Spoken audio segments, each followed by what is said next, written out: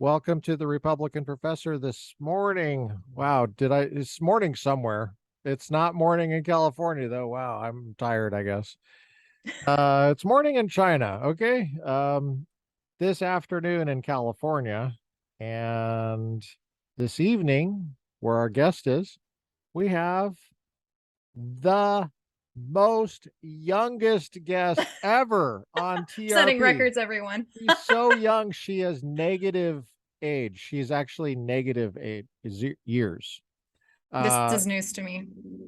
Miss Ysabeth Sweet. And I feel like I totally screwed your name up because It's your totally name, okay. My family can't even say my name right. I'm serious. They have phonetic okay, defects, so so how do totally you used to it. say it? How do you say it? Ysabeth. It's so my Ysabeth. my Okay. name is spelled Ysabeth, but you can imagine the Y is like an E. That seems to Yep. help people put it together mentally. I always say Elizabeth in my mind, and then it's like I look at your spelling and it's never right. So it's like, No. okay. But I got sweet right. So Yeah, yeah. Thank you for having me on. I'm really looking forward to our discussion today. well, it's good to have you on, and I did not know that you were the youngest ever until like 2 minutes ago. So you are how old? I'm 21. I turned 21 in February, and sometimes I feel like Okay. I'm going on 5, and then some days I feel like I'm going on 30. When I first met you 4 years ago in South Carolina, um, where you had to listen to me talk about logical fallacies.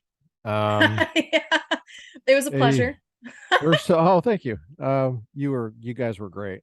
I noticed you as very young in age, but to me, you felt like an old soul to me.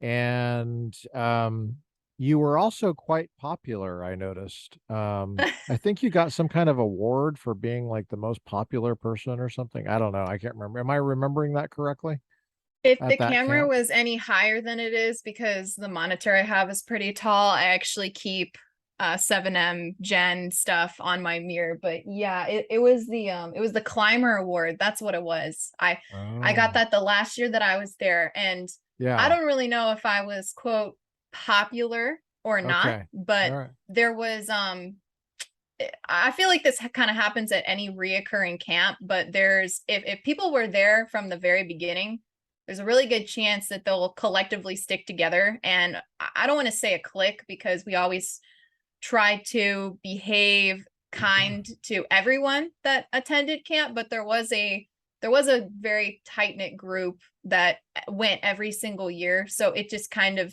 ended up happening to where me and a few other people, we were just recognized as people that consistently were around, and it was Mm. just showing up that created that I don't want to say click, but that created that popular, widely recognized group of people. But Okay. we always tried to be inclusive. Yeah, I thought I noticed that. It didn't seem to me that I didn't notice any clicks that were No, no unhealthy or favorites, anything. just Yeah. Okay. repeating attendees. Oh, okay. I gotcha. So, and you're an artist, and you may be able to tell from looking at her, you may not. It's hard to know Yeah, sometimes, I wear but pretty boring clothes, which is a little bizarre, but so you're we either can get like into a that. movie star or an artist of some kind. You're an artist. How did you get into art? So And this is what kind of this art do you do? I think I see some evidence of art stuff behind you. well, my style is overall pretty boring. I love neutral colors, which is ridiculous because whenever I'm doing any form of art, it ends up being so colorful that it's like, are you sure you're the artist? I'm like, yeah, I am. But I remember when I was first designing like generalized business cards, and my mom was like, oh, you need to have some sort of title. And I was like, well, I guess I'm a CEO. I guess I can sort of put that on my business card. But then I had to put artists next to it, and it just bothered me because there's this stigma that goes Yeah. along when you think of artists. You think of someone really introverted and up in their head, sitting in their mom's basement, trying to make a living off of selling art on the side of the road. Or maybe they're doing art shows. You just think of someone like with really low self-esteem that's like really up in their head. And that just like was not me. So I hated putting Okay. artist next to my name. Oh, So I stopped putting artist next to my name. I think the last title that I tried to come up for myself was artistic entrepreneur, because the artist didn't truly capture the mindset that I had. So yeah, so yeah. I technically am an artist. So you got that part right. And what kind of art do I Right. do? I actually had to make a note for this because I don't have all my balls in one court. I have to have them in every court possible. I'm jack of all trades, master of none.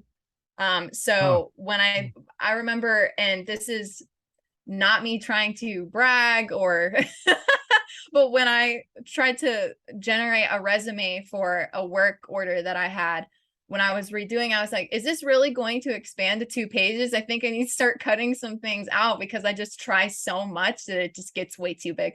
But the downside of that is you are a master of none. So there's no area in particular that I'm an expert at per se. I just have like a really wide view of all those things. But the Okay, so list you were 17, I guess, when 4 I years ago. started that. Okay, so yeah, Well, yeah, well, no, yeah. no, no. I mean, when I first met you, I'm saying. Oh, yes, yes. So I thought of you as young. I thought of you as a teenager. I mean, I was like, okay, she's a teenager. But that I think this is the reason it stuck in my mind is because usually when I'm around teenagers, which is like all the time, um, Right. they That's don't. kind of your job. Yeah, right. It's you. You specifically, I have different memories for each person there, and you specifically hit two different boxes. You hit the business box and the artist box. Yeah, And I don't feel like exactly. I ever see those boxes together in a young No, person. They you might don't. be That's why I didn't in an want to put older that title. person. They might be Yeah. in the older person, but I don't remember how I got that impression. It must have been something you told me. Must have maybe you Hmm. gave me your card. I don't know. Maybe you gave me your card. I can't remember, but you had this business already and you were like, yeah, I'm an artist and it's my own business. I'm an entrepreneur. And I'm like, geez, that and how old are you? What's going on? So Yeah. yeah, that's how I remember you. Yeah, well that's correct. My brain does check off 2 boxes, but I feel like both those boxes can't exist in the same space. That's the stereotype at least. But I know more and more entrepreneurs these days are, if they're artists as well, they're trying to make a profit from what they love doing, which is being an artist. But like I said, Yeah. that stigma really put a stumbling block in my path for a really long time because I was like, I don't want that title. I don't want the artist title, but I also Gotcha. don't want people to be like, oh, you don't know what I do if I don't say I'm an artist. So Yeah. it's a broad term, but yeah. So So the you list right create now, stuff. You yeah, I create stuff. create stuff. Yeah, I think that's very vague, but correct. The You list right now is pretty long. What kind of stuff do you create? I know paintings, Yeah, so but that also like stuff you can hold in your hand. I mean, well, you can hold a painting in your hand, mhm. but like ornamental stuff, it seems like you like It's mixed media.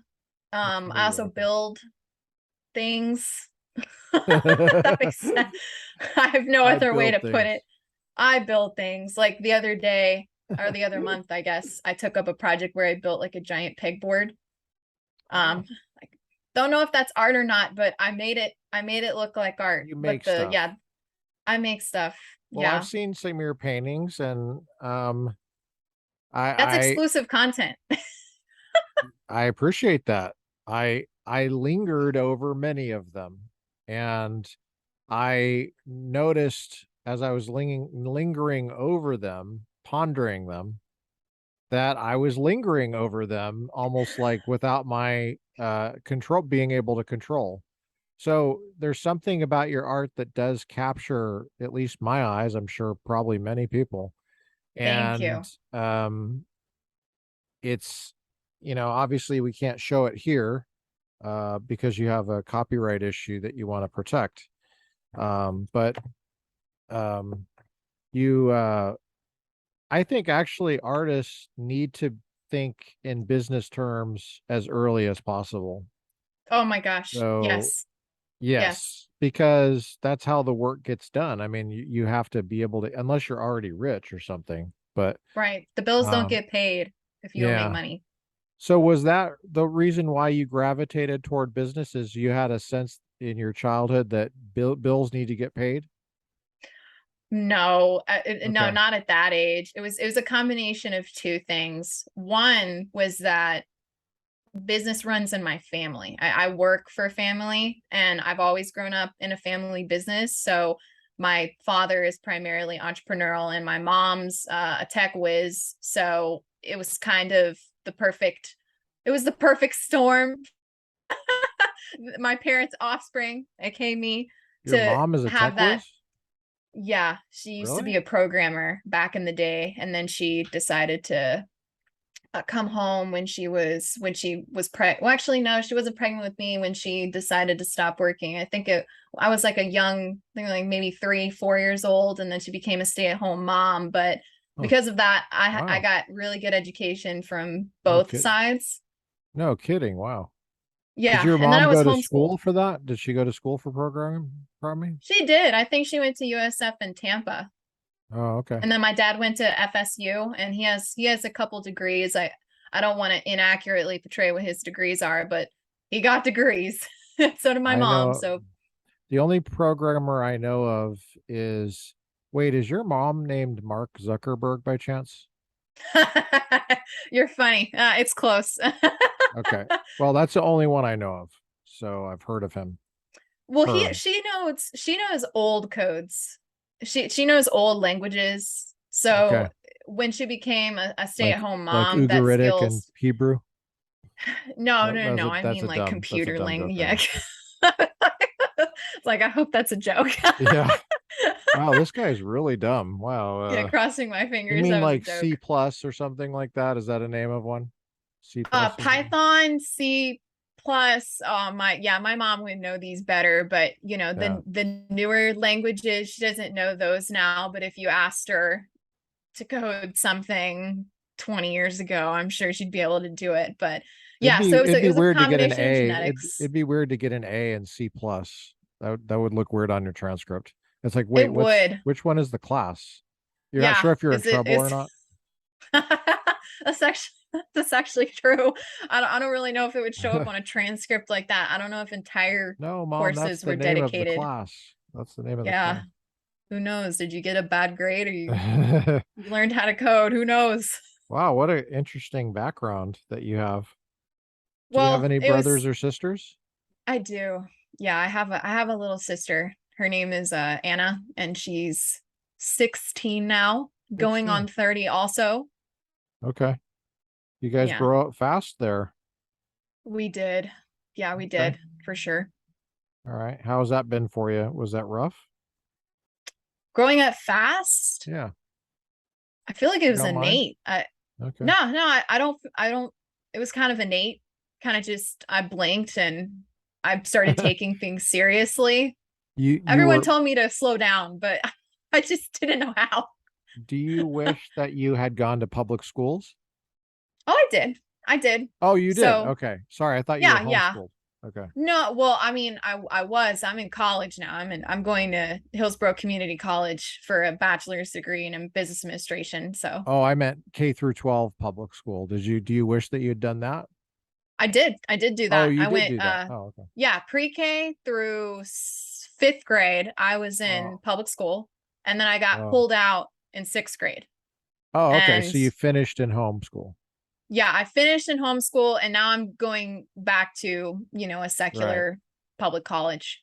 All right. So I was trying to figure out how you got the maturity thing going, and I think I figured it out. I think it's because you were in homeschool during high school, because high school has a lot of junk. It's got a It lot of stuff does. that takes up your time, and Yeah. it's not clear that it's in fact, I'll just say it. It's clearly not uh, getting you more mature. That's not what it's designed for. No. Um, it's designed to make you as dumb and lazy and entitled as possible. I don't know. That's my, but you obviously started getting things together earlier. So how's college going for you? How's college? Well, when I actually no, that's not true. I was gonna say I started to experience a disconnect with people my age in high school, but that's not true. I started to experience a disconnect a disconnect from like my colleagues and people my age as early as fifth grade. I started to notice that there was a difference in between me and the people that I was with, especially in public school. The difference isn't as noticeable in homeschool world because you're right. It's a totally different environment. Parents are paying attention. Guardians are paying attention. They're making sure that everyone gets that their kids get a solid education, and so Mm, everyone ends up competent adults that can handle things. yeah. But because of that disconnect, it carried over into college, and now it's even more prevalent. And I don't think it's because of the overall environment that we're living in. I think it's generational. I think that disconnect carried over from you're just young and you're homeschooled to now it's not just a difference in between which school you went to, but which generation you're from. I noticed that a lot of the people that I have gone to school with, whether they're strangers or I've known them for a while, they just they're not really interested in excellence. They're not really interested in being Mm, exceptional or being that's really good. good at their common knowledge and their motivation usually is pretty low. I just watched this Yes. video the other day with Yeah. my fiance, and oh gosh, it was some prevalent YouTube channel, but some guy was doing an interview on the street, and he was interviewing primarily like Gen Z and millennials, and he asked them what state is in Michigan or something like that. Oh no. And you know what No. they were like? They were like, No. Australia. But were What? they kidding though? No, they really did not know what state Michigan was in. And it could have been another state, but I was just giving an example. And they Yeah. really were that confused. They didn't know how many stars were on the American flag. They didn't know what the Civil War was about. Someone said the Civil War was, and I could be totally getting this wrong, but you generally get it that they were like, oh, it was Germany versus the Nazis. And Oh my my gosh. face just went blank. And this is what I encounter on campus all the time. Like people they just don't care. They don't know. They're usually pretty unmotivated and they just don't care. Like I took a business class this past semester, and it just shocked me how many people in between the ages of 25 and 35, because usually the demographic for those courses are a little different because of the subject matter. Mhm. But I remember this business paper was due and I was working my butt off to get it done. Like I wanted real data, I wanted real results, and I wanted the paper to get an A. I wanted it to be real and authentic and true. And half of my classmates were looking at each other and looking at me and going, she's literally a psychopath. Why does she care about this much? I'm just gonna spark notes my paper or get data online. I'm like, that's not how that works.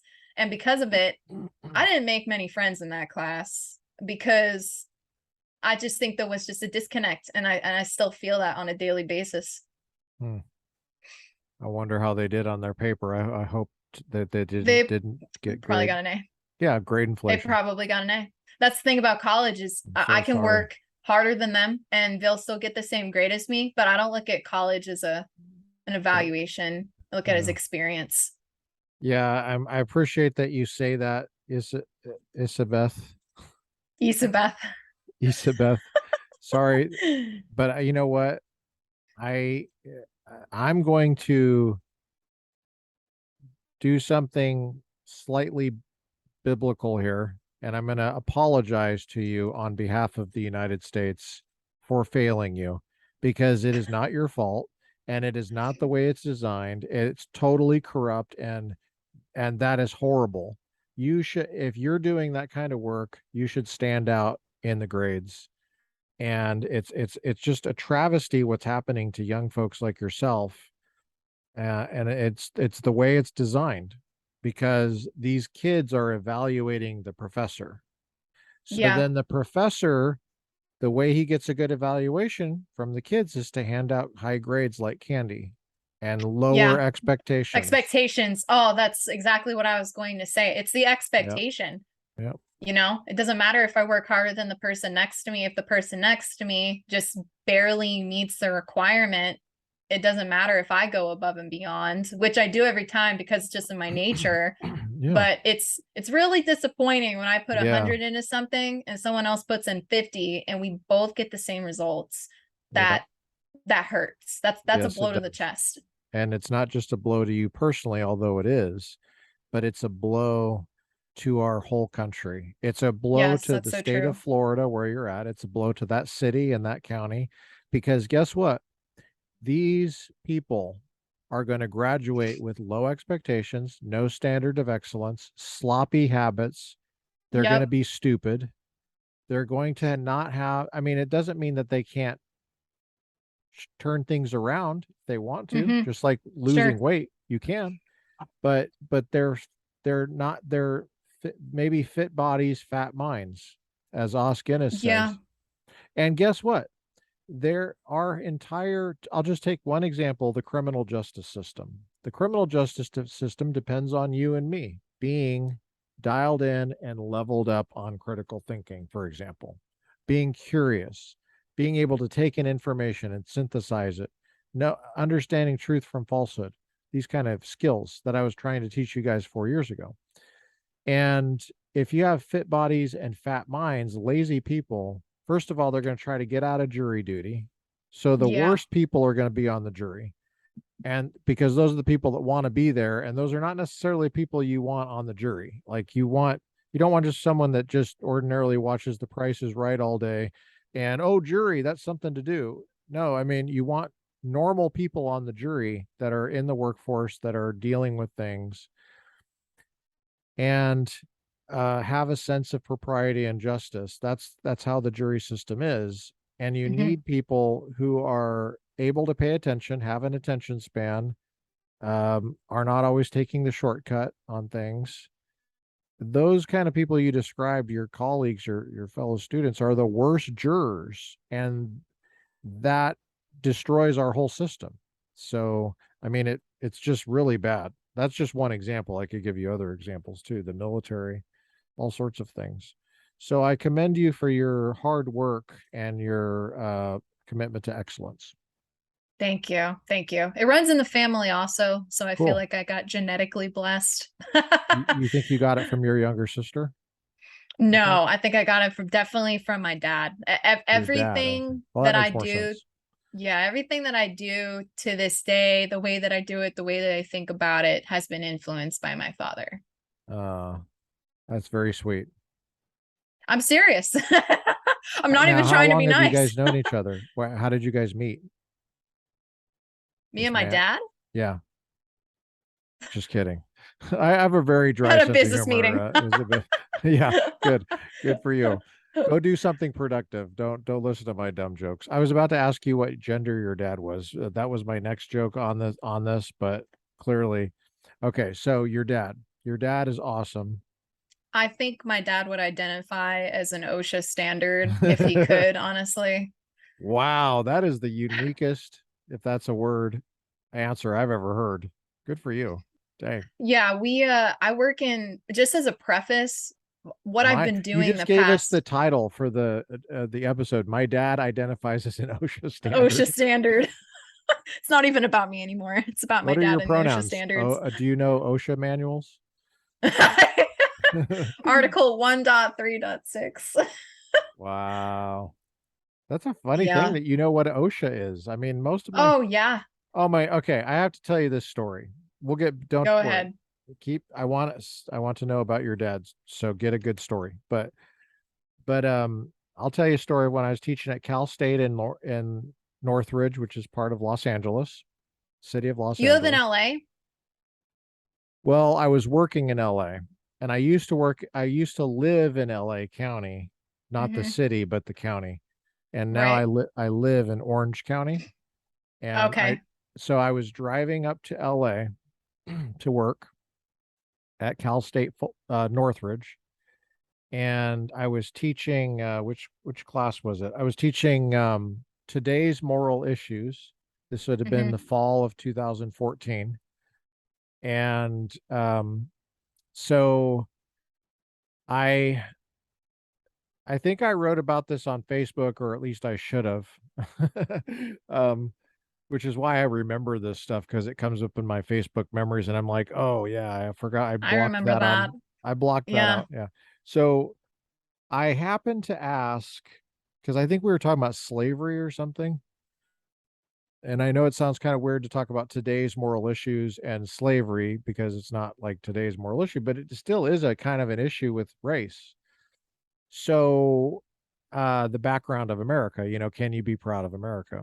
And so I asked, when was the Civil War? And I was expecting, I thought that was a throwaway question, kind of like, where's the nearest McDonald's? Kind of Right. like, like when you ask where's the nearest McDonald's, you don't get like blank stares, like, what's a McDonald's? Like, people are usually like, well, Maybe it to the it's west. like On the it's like, corner. oh yeah, yeah. But here I had the most blank stares. I mean, these are college kids, and it Sure. was a, I forget what level it was. I think maybe it must have been maybe it was a lower level course. I can't remember. I was using Dan Bonovich's. He teaches at Austin, and I'm serious. I did not rescue them. I had to make a decision, because there's a point of social awkwardness, Yeah. and Point of no return. well, there's a social awkwardness where you can come in and swoop in and rescue them and go, okay, remember it was 61 to 65, right? I didn't do that. I was like, okay, I'm going to time this. I'm going to time this mother, and I'm going to see how long it takes them. And I'm not kidding. It was like 15 minutes. And I Before anyone in the audience said when the Civil War was. finally, a girl raised her hand. She's really shy. She said 1861 to 18, and I was getting the craziest answers. Like, I'm talking about pre-revolution. I'm Oh, talking about Lord. 1900. I'm talking about during World War II. I mean, Oh, I was no. getting insane answers. And finally, one girl raised her hand, 1861 to 1865. And I said, what, excuse me, why didn't you say something before? And she said, I honestly am very shy. I thought somebody else would have it by now. And I said, okay. It's always the shy Uh, ones. I said, can I ask you, I just want to ask you two questions. She said, oh, yeah, sure. I said, what's your major? She said, chemistry. Chemistry, and She's she a had a better education chemistry than. major. I said, Oh, did you man. go to public school for high school? She said, no, I was homeschooled. It's always the homeschoolers. That encapsulates Los Oh, man. Angeles. That is exactly what we're talking about right there.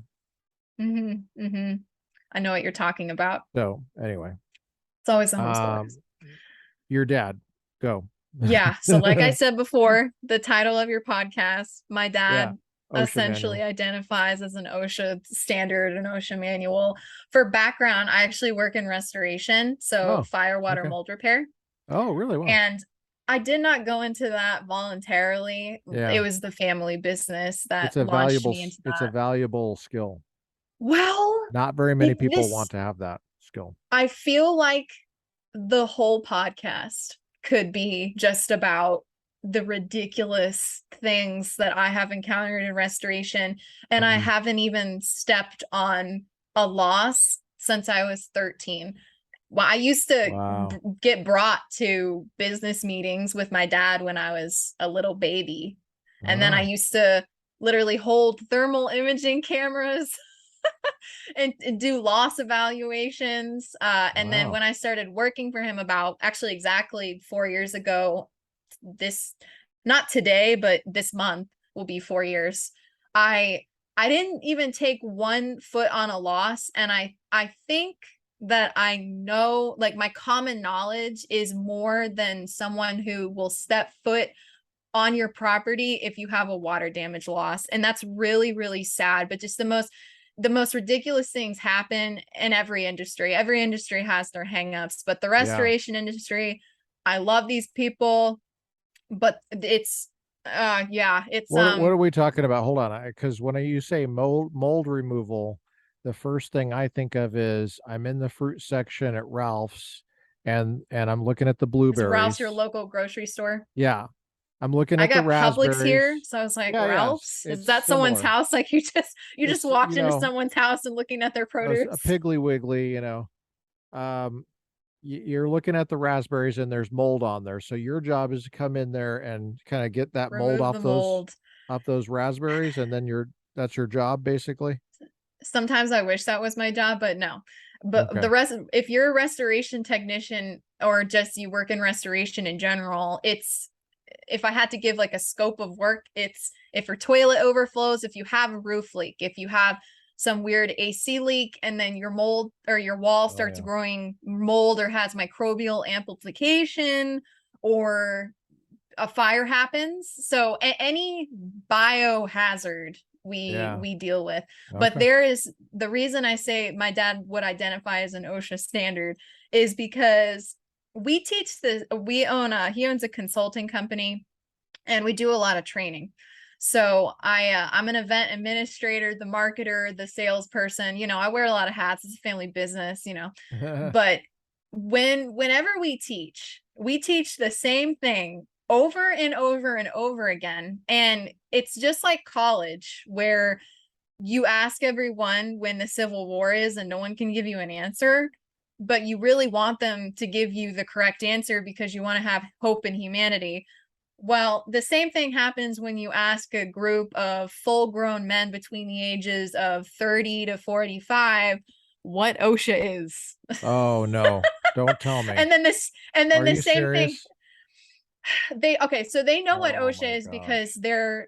their teams have to comply with OSHA standards. But the thing is that OSHA, okay, is in part of a document called the IICRC standards.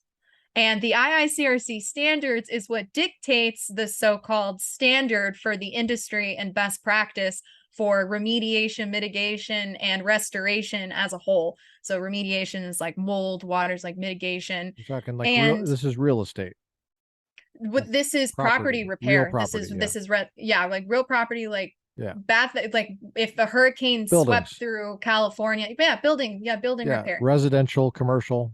Yes, residential commercial repair. And I know this is like totally off and Do you left deal field with somewhere for your insurance podcast. companies? You Yes, we do. That's okay. Okay. So this whole thing. So we teach the same thing over and over and over again, but it's all based on the standards. Okay. Mm. And I feel like if my dad was an inanimate object and also a gender, it would definitely be the standards or an OSHA manual, because he brings around that thing like a Bible. But Mm. the same way that you look at a crowd in a college auditorium, Yeah. I look at people that work in the industry the same way when I say, okay, what's the definition of dry standard?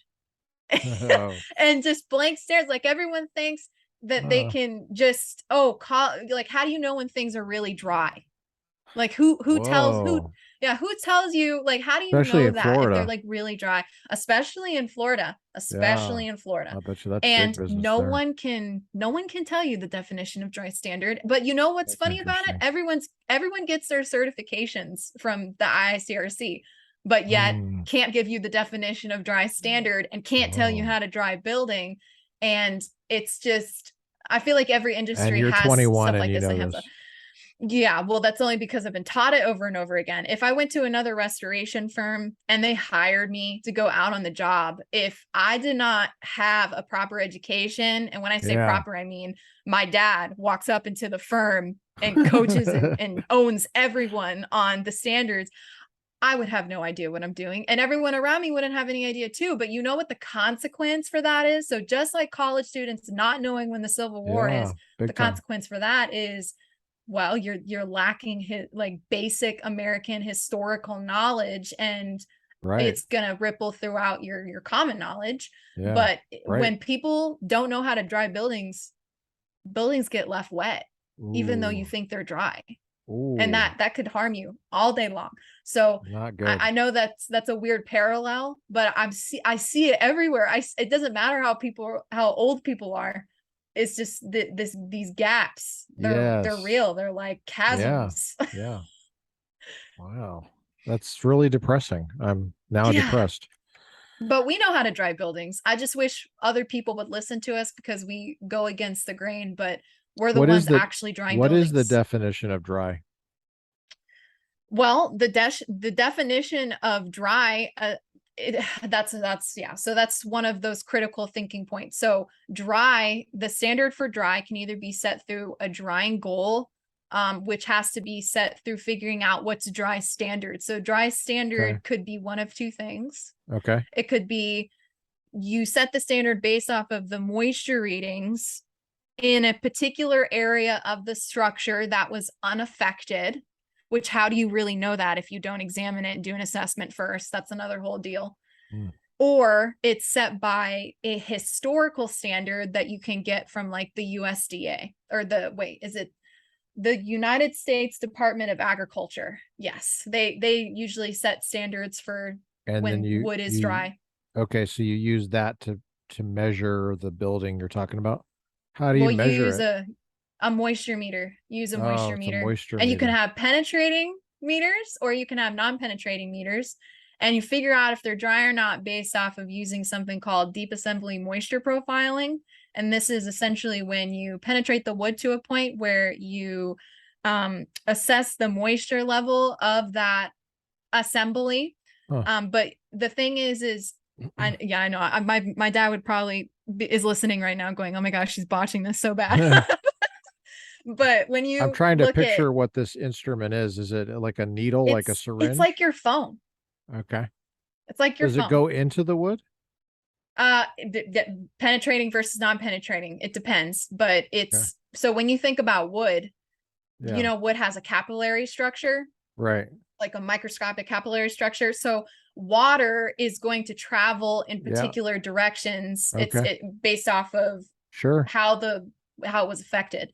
Yeah. So if you don't measure the moisture level in a particular area, if you're not deep enough into the wood where the wood is actually wet, then you don't know that things are wet or they're dry. Yeah. So people leave stuff wet all the time and they don't even know that they do it, and no one knows any Oh. better. So carriers pay the Mm. contractor or the restoration company to dry out the building, and the carrier will come in and be like, oh yeah, okay, this is dry, but that's based off of a non-penetrating meter reading in the middle of the wall, even though the capillary structure Is that OSHA is it.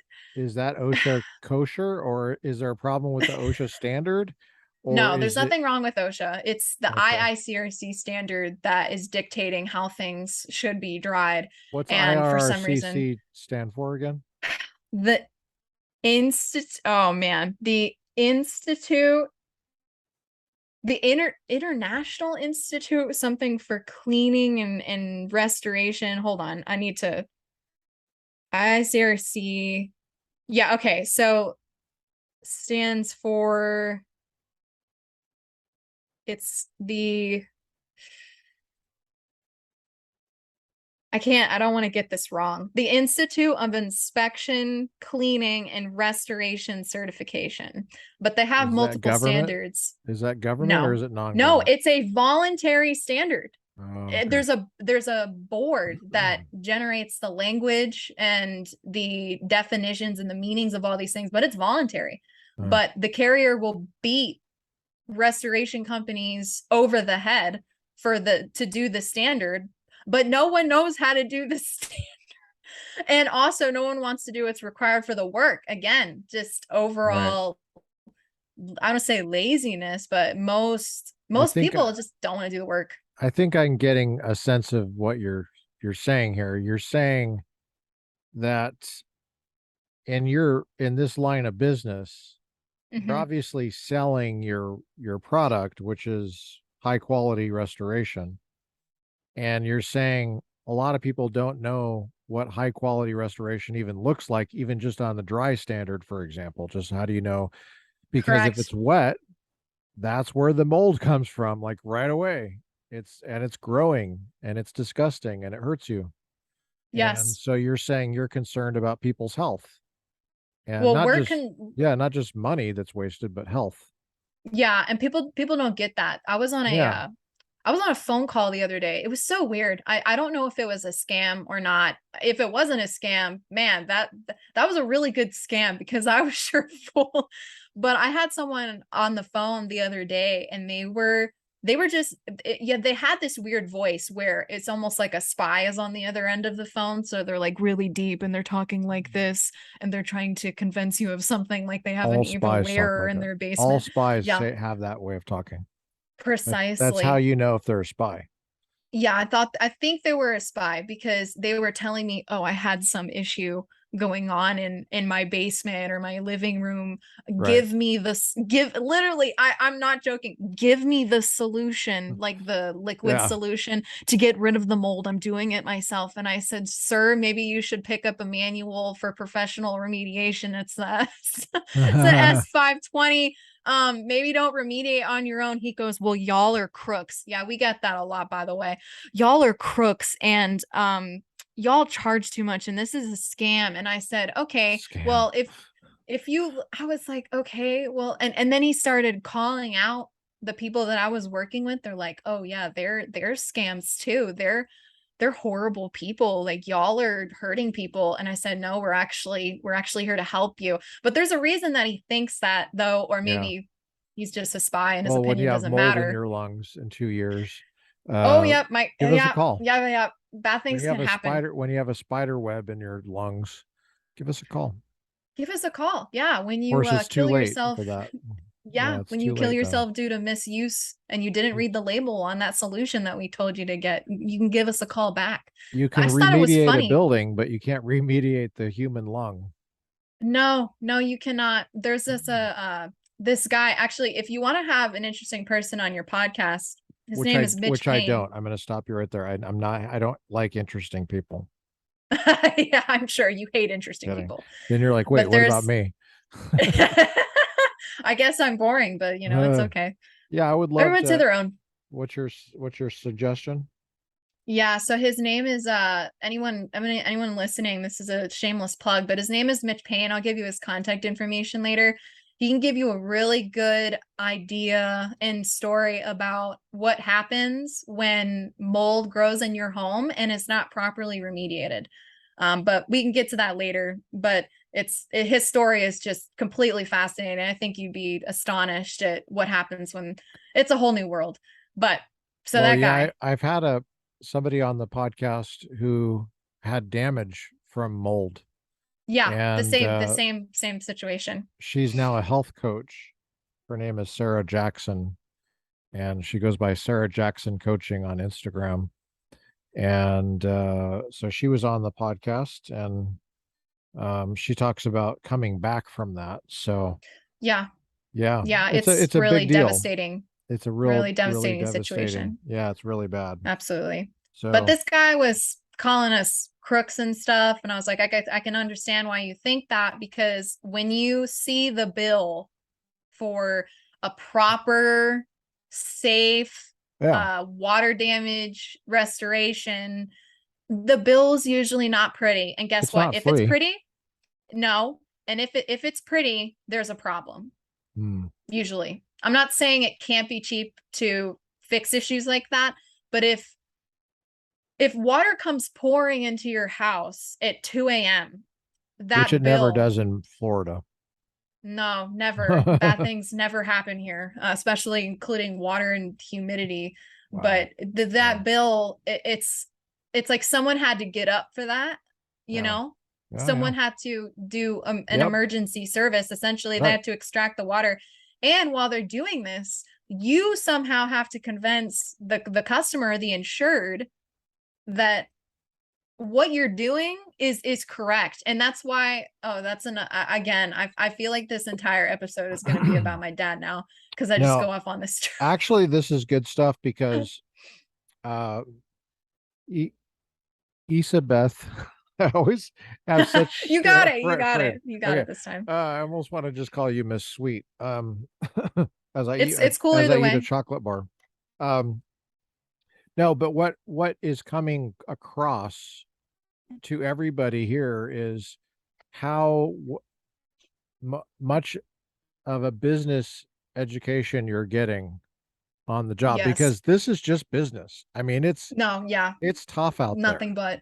Mm-hmm. It's tough out Mm-hmm. there, and you're doing customer service, you're doing quality Yes. control, Yep. and there's kind of a conflict between customer service and quality control because the customer doesn't want to pay for quality, but yet No. they do, and they'll complain if there's not the quality later, but if they can't see it right away. So it's a tough business.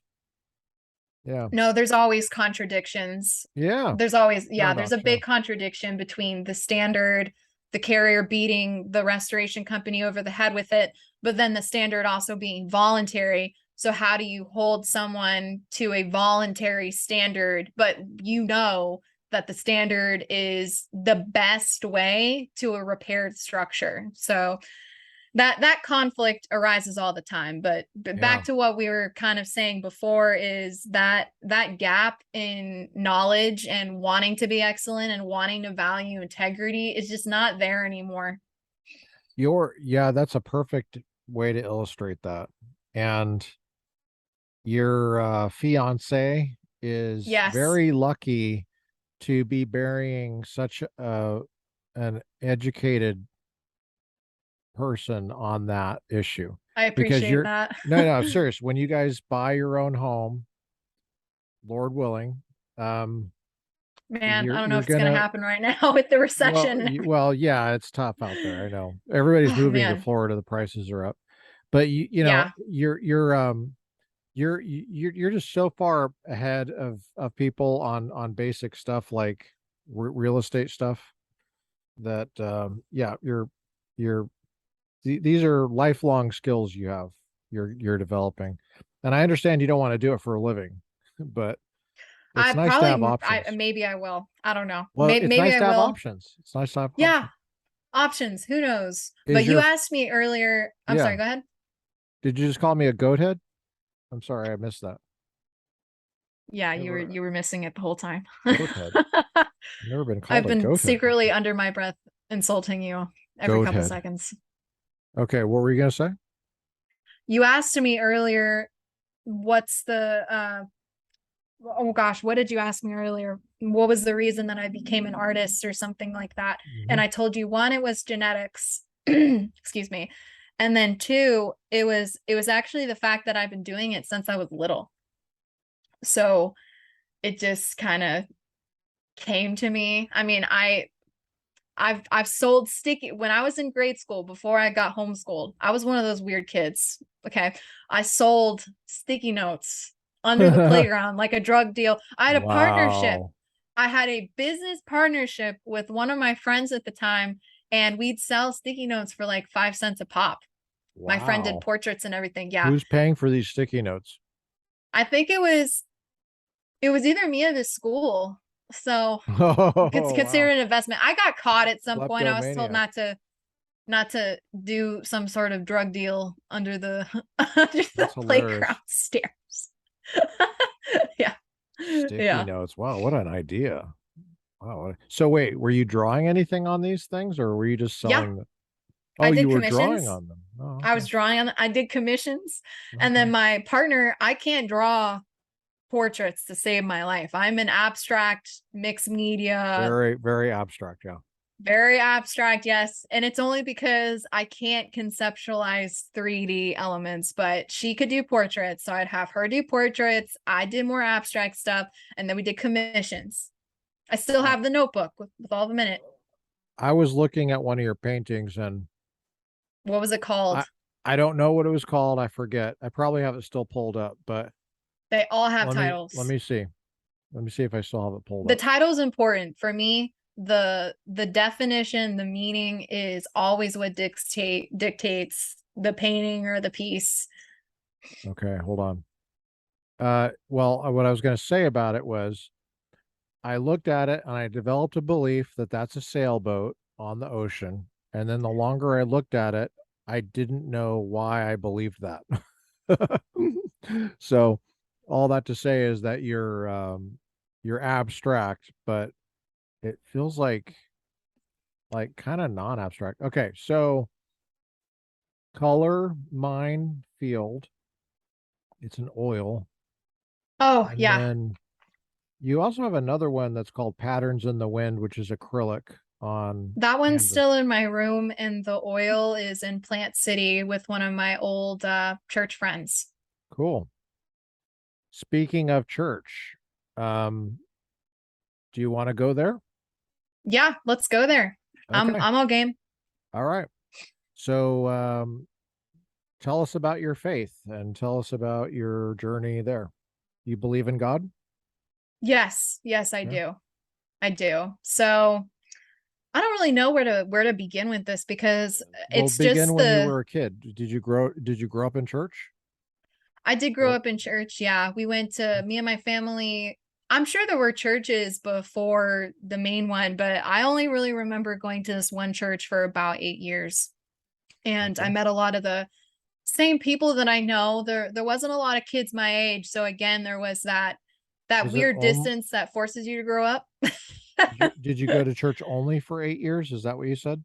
Or No, so I was at or church one? for 8 years and then my parents went on sabbatical. So I stopped going because I wasn't driving. So I don't know. I didn't know what church to go to. And I have gone to church on and off since. It's not that I didn't want to find a church, it's that I either I can be kind of overly critical of environments like that because I come from could you say hyper charismania environment, so in like a Pentecostal environment. So Okay. because I just believe that some of the things that were going on they relied on emotions too much, and I don't believe that they were biblical, that I struggled to find a church that I felt comfortable at but that still embraced straight up biblical truth. But then I also felt like some of the churches that I was going to, there was a presence of legalism. So then I Okay. was trying to stay away from that. And I mean, I go to Bible studies with my friends all the time. But I'm probably going to go to this local church on Saturday or Sunday. I'm not opposed to church at all. It's just I'm having problems finding balance. Oh, okay. So for people that don't know what Pentecostal means, how would you describe that? So this is something that I'm currently studying because I heard from someone that was talking to me about it, that Pentecost, it revolves around Pentecost, and there's some Right. there's some relation to people wanted to have the same connection to Jesus or have the same abilities that the disciples did after Jesus was gone. Yeah. So they Pentecostals, and like I said, still in the process of learning about this. So there's going to be Sure. gaps in my knowledge. So all I have to speak off of is experience and things that I do know. So just keep that in mind. Right. That's fine. But we believe, I think what primarily sets us apart is believing in the baptism of the Holy Spirit. And I don't mean water baptism, I mean fire baptism. And fire baptism almost counts as like a second baptism, that you go through it like fire, like what happens in Acts where Right. they're waiting for God to do something and then all of a sudden they start speaking in tongues. So they And call it the second baptism. you're referring to part of the New Testament, which is part of the Bible, Yes. it's a book called Acts, and it Acts. comes Yes. after John, comes after the Gospels. Yes. Yes. And the so yeah, so Pentecostals essentially are set apart from, we believe in Mhm.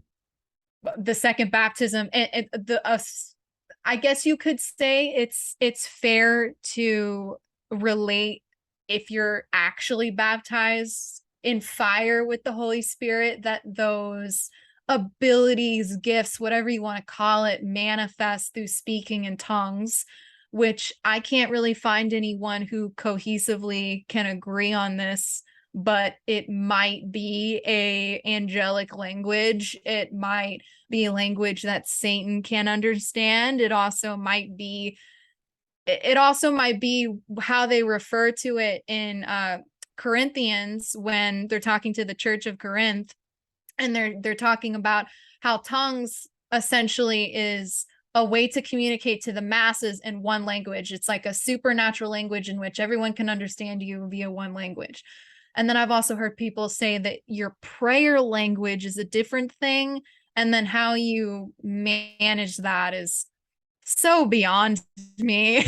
Like it gets really complicated really quickly. But because I come from that background, and because there's sort of this very it leaves room for a lot of show, a lot of emotional manipulation, and a lot of unbiblical things to happen in a church when you introduce something that you don't even fully understand. So I'm talking like there's such thing as fire tunnels in which a bunch of people group together, and they I don't know how to illustrate this. They stand opposite to each other and then almost make like a tunnel, and then they raise their hands, and then you walk through the tunnel and people pray for you.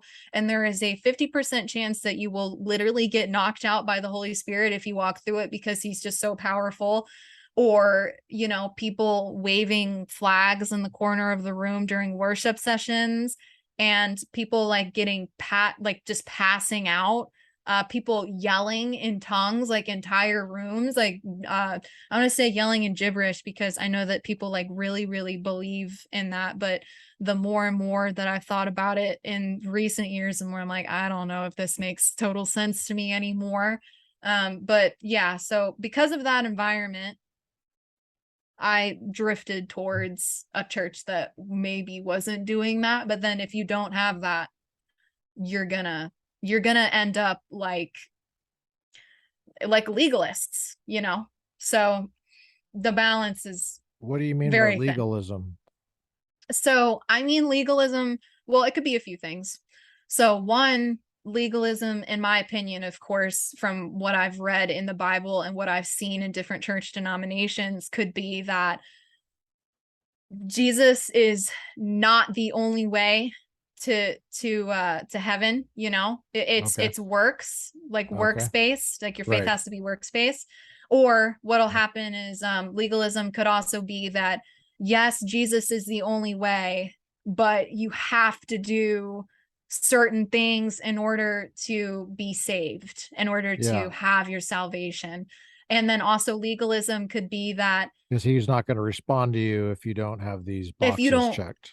exactly, precisely. But then also legalism, in my opinion, could fit into the box where you Jesus is not the only way to get to heaven. And works are the only way to heaven, in the sense that you need to go through some sort of ritual to then obtain your salvation. So it doesn't make sense to me that that would be the case. And I've accidentally ended up in churches that believe this, just Mm. because I was looking around and curious. But Romans, it's the Roman way, it's very clear, Right. confess with your mouth and believe with your heart that Jesus is Lord, and that's how you obtain your salvation. So, but I've been to churches where you need to, nah, it risks for sounding ridiculous, be a disciple, like officially confess with your tongue and with your behavior that you are a disciple of Jesus. Go make a disciple, be baptized, and then you're saved. Like you can't, and that's the way to Jesus. You know what I mean? And then Jesus alone, so there's a lot of paths that legalism can take, but you don't want to end up in that either, because your salvation can't be works based. Instead, you can't earn it. You can't earn it. Yeah. That's what Jesus did. Right. Right. Right. So it sounds to me like you hold on to the Bible. Still believe the Yes, I'm Bible? a Bible believing Christian. Okay. I think maybe someone might wonder if, and they're listening to this in the future, um, if this sounds weird, the speaking in tongues thing sounds weird. Um, Yes. why don't you just abandon the Bible, which is where that picture and Acts comes from, where people get Pentecostal? It's a, that's where the term comes from. Why don't you just abandon the whole Bible? You mean sort of theoretically abandon the Bible and talk about tongues, or Um, well, I guess what I'm asking is, why do you hold on to the Bible? Why do you believe the Bible? why do I believe the Bible? Yeah. That's a really good question. So I feel like if you see, there's that's And a really notice good question. I'm not trying to put you on the spot or anything. I'm No, just no, no, no, no, no. I'm trying um to think of a cohesive answer that we makes did not sense. plan this, everybody. We did not. This is a real conversation. This is like you Yes, know, this is a real just like you conversation, don't plan not your real scripted. conversations, that's what we're doing. Yes. We're So just hanging out. No there pressure. is, No pressure. while I value experience, okay, Hmm. I've seen miracles. I've seen God in action, you know what I mean? And I've reasoned through the complexity of the universe and everything that is. And I feel like God in general, not the Christian God, but God in general, a God, gives me more answers for the things around me than it doesn't give me answers. Does that crack up in a whole line of theology and thinking and critical thinking in general? Oh, yes, it does. But just in Right. general, God makes sense. Okay. Okay. Makes sense. Why do I believe in the Bible? So, again, I think experience is a really big factor in this, because some people, they come to Jesus because they've had an experience. But generally speaking, the Bible gives me more answers than any other religion that I've looked into. I'm serious. Mm, I've read part of the Quran. I've wow. read through I've gone through multiple different kinds of theology, Book of Mormon, things of that sort. And like the Christian Bible, the Gospels, as you and I probably know them, that gives me more answers and makes more sense than anything else I've looked into. So why do Wow. okay, so if I believe in the Christian God, if I believe in Jesus and the Holy Trinity, God, the Son, the Holy Spirit, why do I believe in the Bible specifically? And I don't just like believe in experience only, which is Right. usually what you get into with New Age. Is it's solely based off of experience and rooted in concepts of what the universe is, and you are your own universe and things of that sort. But why I believe in the Bible is because if you believe in in Jesus, the Bible is the traditional standard Bible. I'm not talking about Catholicism or Mormonism or Okay. Calvinism. I'm talking about, like, I don't want to say Pentecostal, but like Protestant would probably be Sure. a good overarching term for Sure. how I essentially identify, because there is no other way to know how to act, to know what to do, to know what to say, to know God and who he is, who Jesus is. Mm, There's just no way to get there. And I was just actually just thinking today of what life would be like if we didn't have the Bible, and if we only had experience and maybe a few stories here and there. It's like we all would be running around acting like everyone else. We'd say like, "Oh, I believe in Jesus." And then there'd be no action to follow up behind it. There would be no heart change, behavior change. And yes, we would have the Holy Spirit, but the only reason we know how the Holy Spirit works is because of the Bible. You know, mm, when okay. when Jesus was crucified and he took the sin of the world, he sent us the Holy Spirit. So I don't really, sometimes I think about if we didn't have well, I guess that's really not the question. It's what would happen if what would happen if we didn't know how the Holy Spirit worked? if we didn't have the Bible, would people behave differently? Like, do they just have guilty consciences and they're adjusting their behavior based off of the preconceived notion that society makes all the standards? Or, would the Holy Spirit be like some sort of supernatural power that directs people if we didn't have the Bible? So, yeah, so that's why I believe in the Bible. Okay. So Hefty answer, but it's kind of rooted in your experience with kind of a uh reductio ad absurdum type of reasoning where the alternative reduces to absurdity for some the against something you alternative. know. Okay, so if I didn't believe, I was just also thinking about this today. If I didn't believe in the Bible, I could conclusively argue that there's no such thing as free will, and I'd literally convert to nihilism. Oh, That's wow. the alternative. That is the Okay. alternative, because if you don't have Jesus, you, in my opinion, I have nothing. You don't. Wow. There's no reason for all this monotonous. There's no reason behind why things are the way that they are, even though I just argued with one of my close friends in one of my Bible studies that you could argue yourself out of Christianity once you're in it just as easy as you can argue yourself back into it. Do you That's just really the believe that? Do you really believe that? I believe it for myself because I've done it before. I've done it multiple times. I could critically think my way out of believing as easy as I can back myself back out of it again. Wow. So And part of it's faith. isn't that kind of unsettling to you? I mean, it's always Because unsettling. yeah. It's always unsettling, but it's part of it's like the choice for faith. Okay. So you're saying that you're making some kind of volitional assent, like your your will is involved here. But um what helps you figure out if you're in the right neighborhood? Intellectually, or Just it totally. Like not necessarily making these kind of distinctions, just in terms of what the truth is. honestly, However you get there.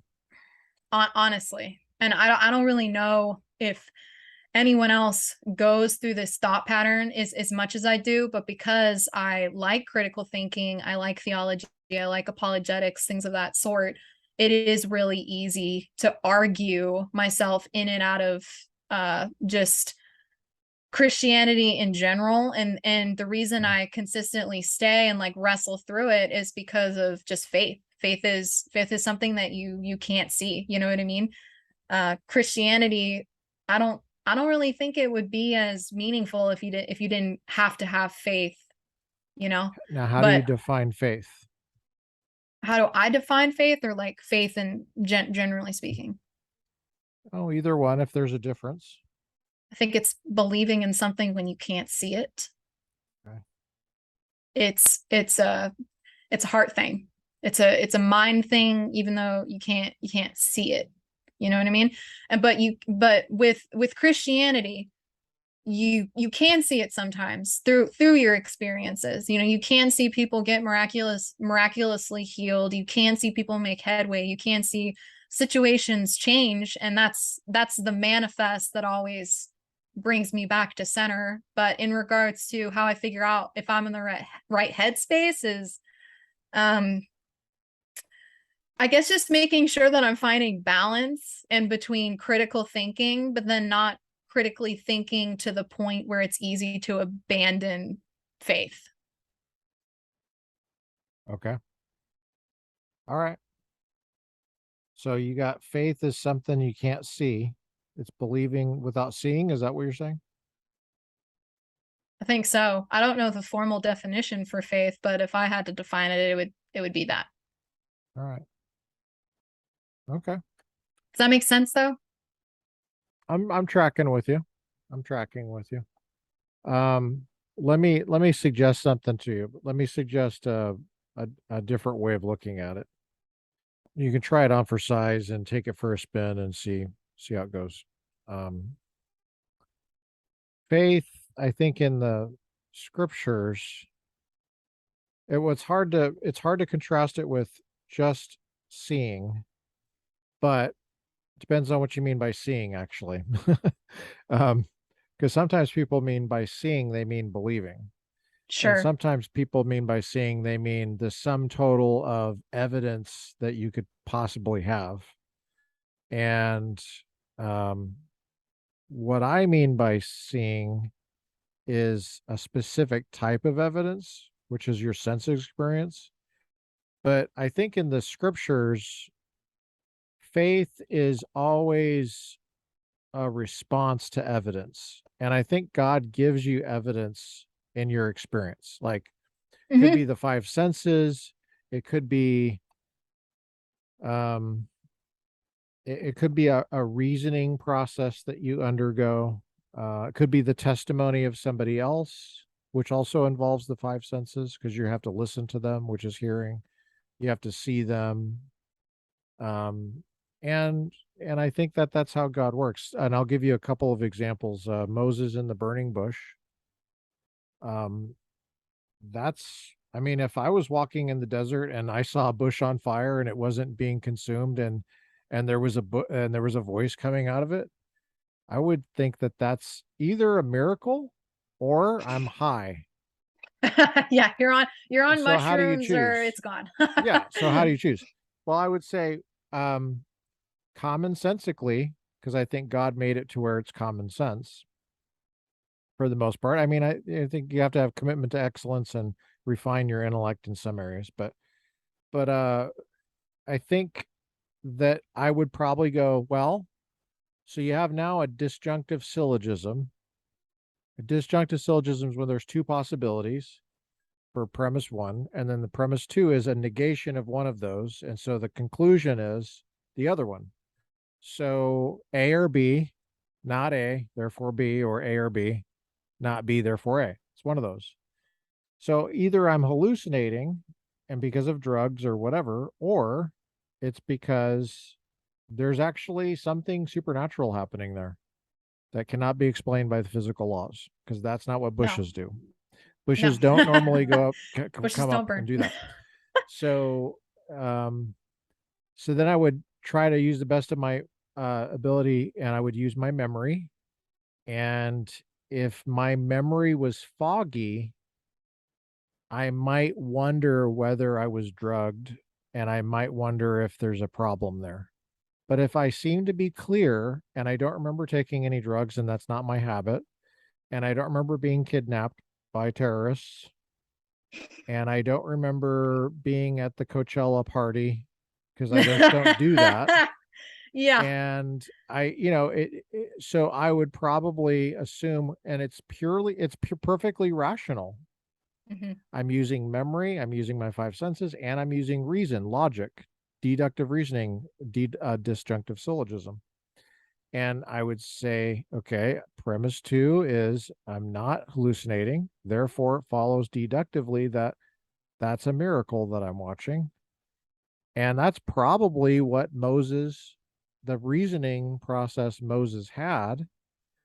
But the writer of Exodus, maybe it was Moses, maybe it was somebody else, an editor that came after Moses, that wrote in the power of the Holy Spirit. They didn't write that whole reasoning process down for Moses, but probably most people would go, yeah, that's what I would think. I mean, if you Yeah. flesh it out. And so he's perfectly reasonable in um first of all listening to the voice because the voice is commanding him to do things. The voice isn't like, "Oh, be my friend, you'll be popular." That's usually the voice of some kind of satanic thing, or you'll be godlike. That's the voice of Eden, the snake in Eden. No, this voice is commanding him. Like, okay, there's no discussion here. Take your shoes off. You're on holy ground. And he's calling him by name, as if the one he created. So I think when you read that, you don't think of Moses as irrational. You think he's perfectly rational. And in fact, even with this powerful evidence that he's talking to probably God, I mean, somebody that speaks for God, if not God himself, he he still has a hard time Yeah. because he doesn't speak well. And he's embarrassed about his speech because he's being told to do something really hard. Like God is telling him, go back to where you fleed from, go back. And because the reason he's in the desert is because he did something. He killed somebody. If you remember that, he killed somebody. And so he thought he was in trouble. So he's hiding in the desert. And God says, go back. You mean where I kill people? Yeah. Yep. Go back. Yeah. Go back there. Yep. Yeah. Nothing Oh, will go wrong. so this really powerful empire over here, probably the most powerful military in the world. Yeah, that one. Go back and you go there and free the slaves. What? Are you kidding me? Um, but he does it, and the reason he does it, and that's faith. When he does it, he's putting his belief in action, and it's rational, but it's hard. He's not going against the evidence, he's going toward it. And in fact, if he didn't have the evidence, I don't think anybody could read that and take it seriously because it would just be like a nursery rhyme. It would look weird. It would look like Mother So Goose or whatever. that's And very true. so that's from the Old Testament. I'll give you a New Testament example. There's a reason why Jesus was popular. There's a reason why people followed Jesus. There's also a reason historically, and historians believe Jesus existed. It's not, it's, it's commonly held by historians that he existed. That's secular history. It's commonly held by historians that he was crucified by the Romans and that he had a following that the following thought he did miracles. Now, that's all consistent with the New Testament. That's perfectly in line with everything in the New Testament. So you have to ask from a historical perspective, how was it that Jesus became popular? Or how is it that he had any reaction at all to people? Because people thought he was a good man, he did miracles, and yet he was executed. So Yeah. people clearly thought he was a threat. That means they thought he was powerful in some way. Well, the New Testament, which is the earliest writings we have about Jesus in any detail, um, are from from the first century, and they claim to be eyewitness reports. And based on that, they claim that Jesus actually did miracles. In other Yeah. words, he made the impossible happen. Not only possible, but actual. So what you thought was impossible turns out it's actually possible, and it's actual when Jesus does it. Hmm. And it doesn't happen all the time, but he seems to be in control of it. Like he seems to be able to do it whenever he wants. Like, okay, so he feeds 5,000 people. He heals a blind guy. He casts out demons. He he walks on water. I mean, he commands the storm to stop. He's doing this kind of stuff, and it's not just one thing. It's not two. It's not three, and it's multiple witnesses. And um, it starts a movement which we know as Christianity. That is, you can't deny that it actually happened. It's Hmm. historically there. You have to explain it somehow. Well, when people respond to that with their lives, and they respond to those things in their experience, they're using deductive reasoning as well. They might think, okay, he's he's either a lunatic, or he's lying, or he is actually who he says he is, the Lord. Right. Um, So it's kind of like a disjunctive syllogism again. And I don't mean to say everything is disjunctive syllogism, but just happens to be in this.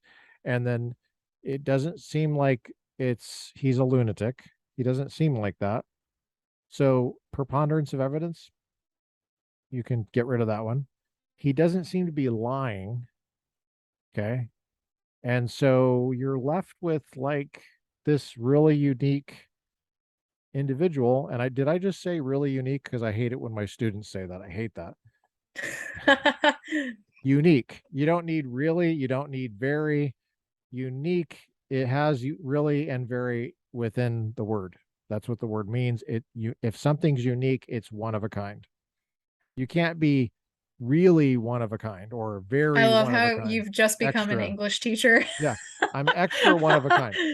So he was unique, and um and so he wasn't just doing this stuff and not interpreting it. He was interpreting it, and he was saying, this is who I am. I come from God. And he did seem to even be saying he is God. and so when people respond to that with putting their life on the line of that based on that experience, which is rational, I think that's biblical faith. And um so in the sense that it's not exactly seeing, it's not exactly the same thing as, okay, I'm putting my foot right there, I'm seeing that, and I'm confident because I see it. So it's not seeing like that, but it's not opposed to seeing in an ordinary sense either, because for example, Thomas says, if I only saw his wounds like you have. And then Jesus appears and says, you mean these I'm ones right right here? here. Right there? Doubting You mean Thomas. Oh, this? we love Doubting Thomas. Well, it's ironic that they call him Doubting Thomas, because as soon as he saw the wounds in the risen Jesus body, he believed. Yeah. And he Well, believed rationally. It was a yeah. rational belief. And then he also had faith because he became a a true disciple, at that point, and a very powerful witness to other people. It kind of sounds like when Jesus was alive, being a disciple of Jesus and having faith was a little different than Yeah, having faith after the resurrection. So very that's the good. reason that I say that, Yeah, yeah. because Yeah, you that's a oh good gosh, segue. I wish I could rewind like 5 minutes when you were talking about belief and faith and action, but I think it's much easier. I think it could have been I think it would be much easier to have faith per se if we could see things like that, and the only Yeah, things that manifest that kind of faith where it's a rational belief is the things that God does um sure. with people, you know, Yes. legs growing, things Yeah, changing miraculously, checks right, ending up in places that don't make any sense, money ending up in people's hands that it really needed to go to, and it looked right. like no one was gonna come through for them. It's Mm, like those are the, but and then they claim the name of Jesus too. So I think that in of itself is the rational belief. I don't think anyone would sure. be a Christian today because I mean, if you ask any atheist, agnostic, someone who doesn't believe in God or is at least contemplating it, I've literally had people argue with me in the gym locker room whether or not the Bible is a credible historical source.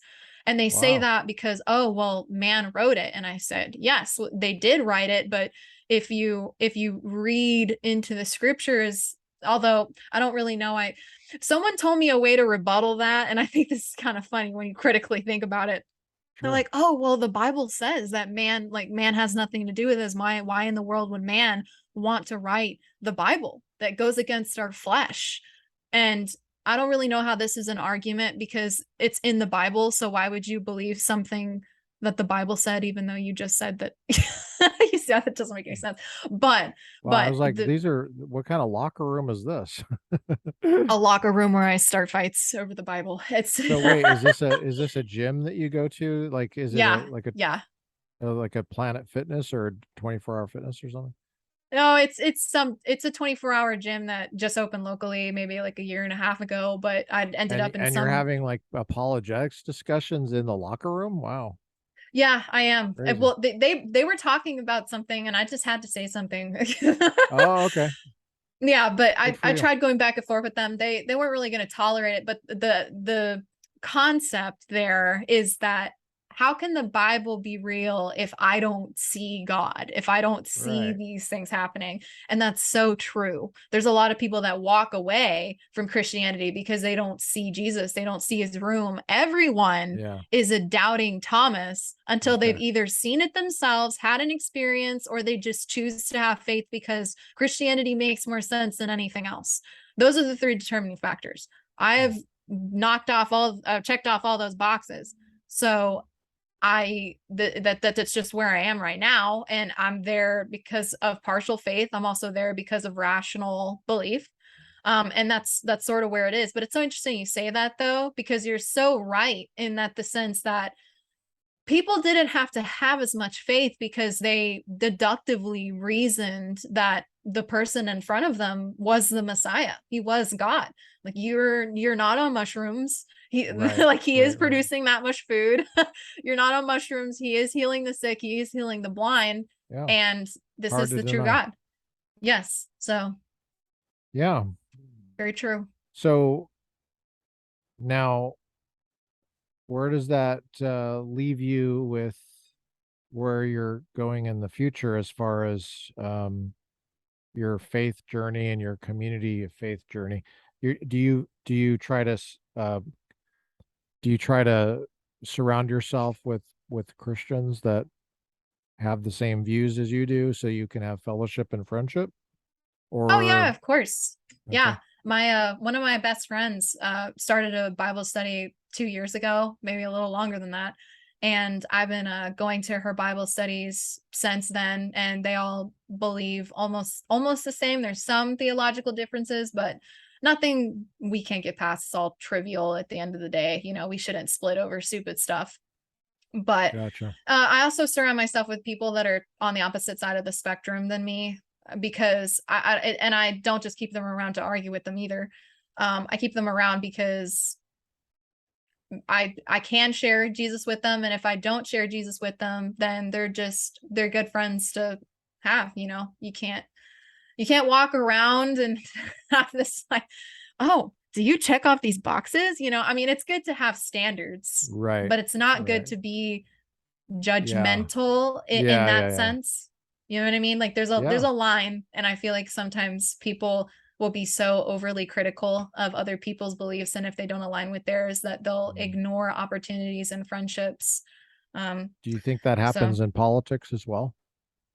I've had that happen to my family. I've had that happen to friends, Okay. people that we know. It's so sad that that happens, but it Yeah. happens all the time.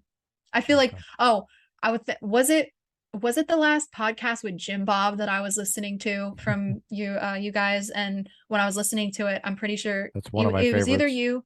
Yeah, it's really good because he's an artist too. That's why I decided to listen Yeah. to it. But I love having artists on.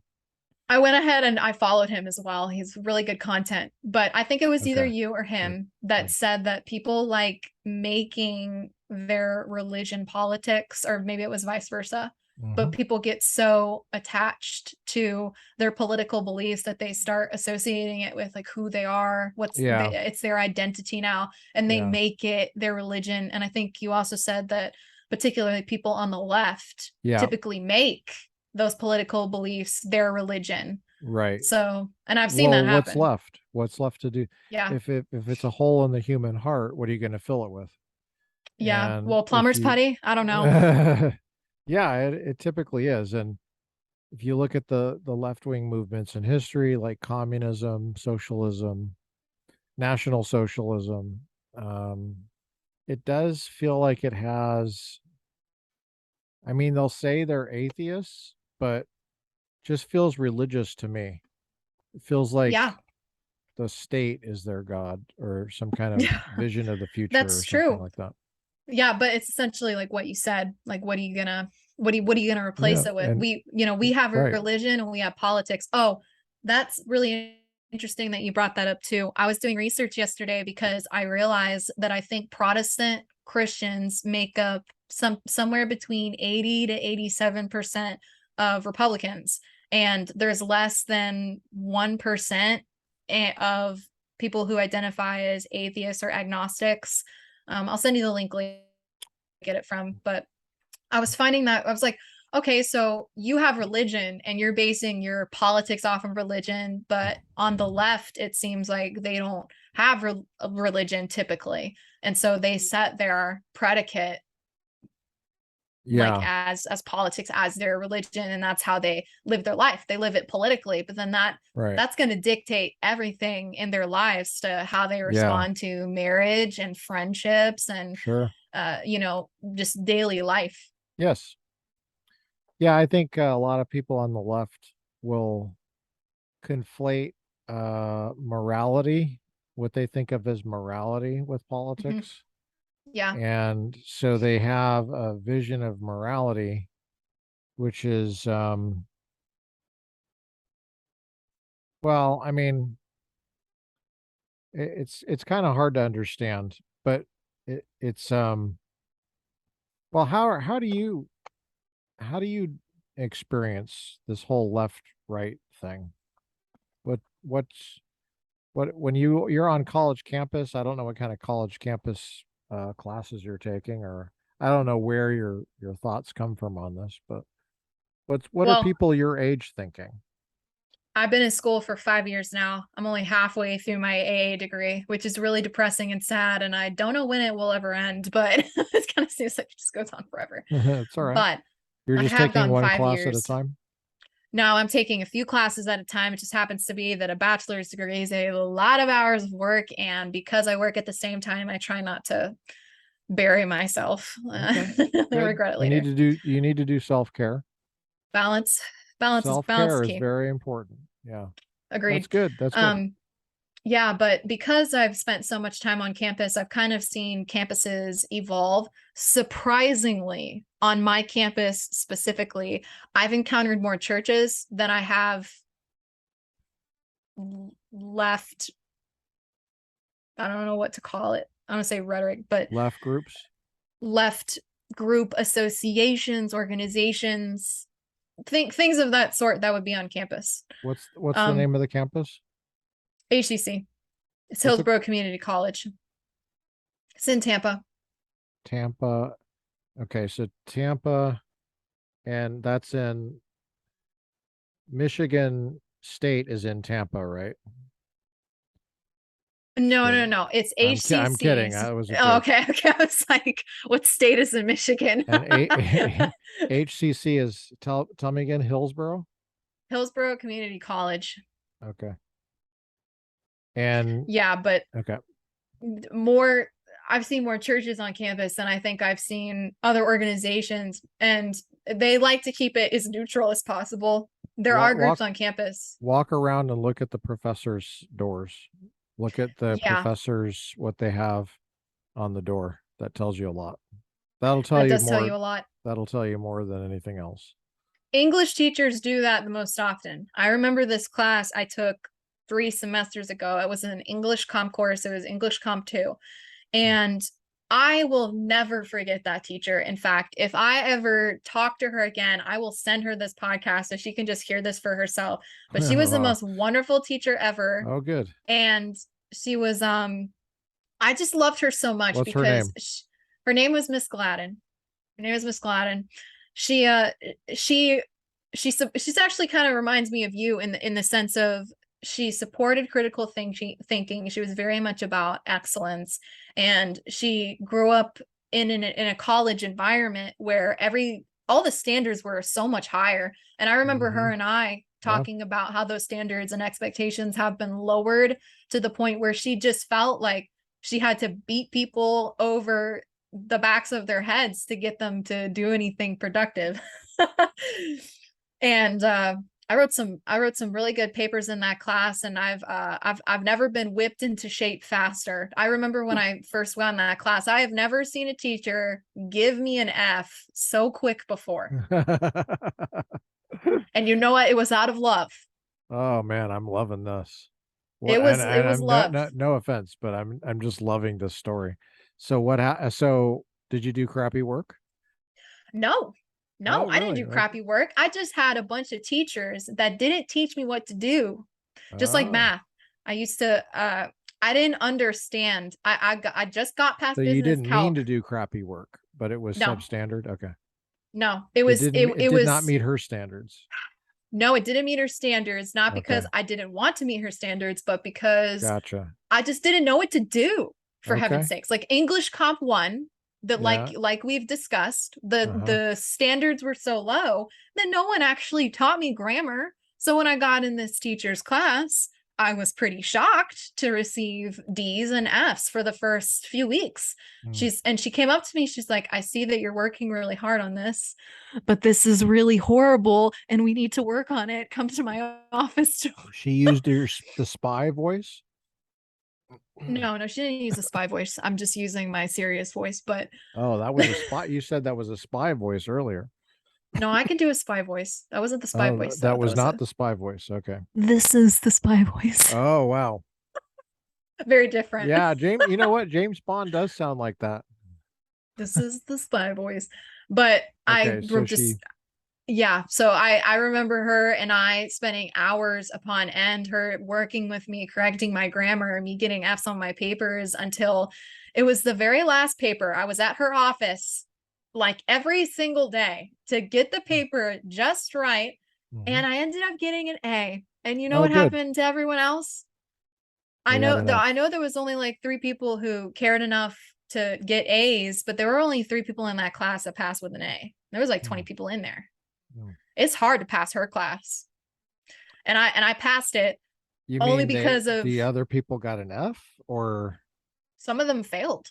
well, Some of that's them good. dropped out. There was one time that I think she cussed someone out of her class for disrespecting her. And you're saying this is someone that reminds you of me. Well, That I is don't the know you biggest very well, compliment. but No, you actually don't know how you're so close because tough love. I've done all that. Critical thinking, tough love. It took me farther than I thought I could go, which I is why I think love teachers like that, and we need more yeah, teachers yeah. like that. We need I more teachers think like that. I think the last class I taught at Cal State, nobody got an A. And I Ah, think it was the only class I'd ever taught that I could recall that no one got an A. why did no one get an A? No one did the work of an A. Oh, Um, okay. it's not That's like really I was sad. rooting against them. I was rooting for them. What And class was it? Was it like philosophy or something? constitutional law, Oh no. undergrad, I have law coming up. I have business law coming up very, very civil soon. And liberties specifically. It's on the Bill of Rights and other parts of the Constitution. Yeah, yeah. So it was like, just these students were mediocre. what was the highest grade? Um, The I fact wrote that you this have to down. I think think I about it did is a a bad sign. status.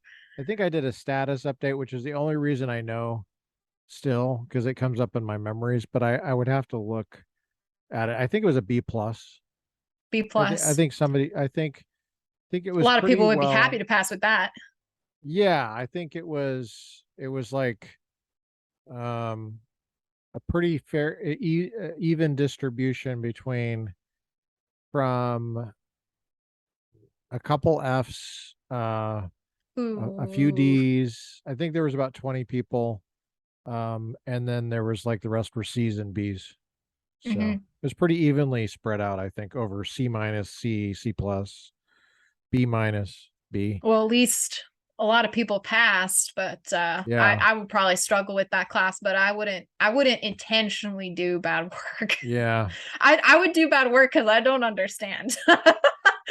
Well, I try to make it easy to understand, but it's hard. You got to do the reading. You got to actually, what do you want to get your degree in? Business administration, but I would really prefer it to be in entrepreneurship. At this Okay. point, I don't really care because I'm getting practical, real world application doing the job I'm doing right now. Hmm. But one day, maybe I'll get an actual degree. At this point, considering the fact that Mark Zuckerberg and oh gosh, who's the owner? Jeffrey Bezos. I don't think either of those dudes had a degree. I'm not that worried about it because I know that I'm motivated enough to make stuff happen without a degree.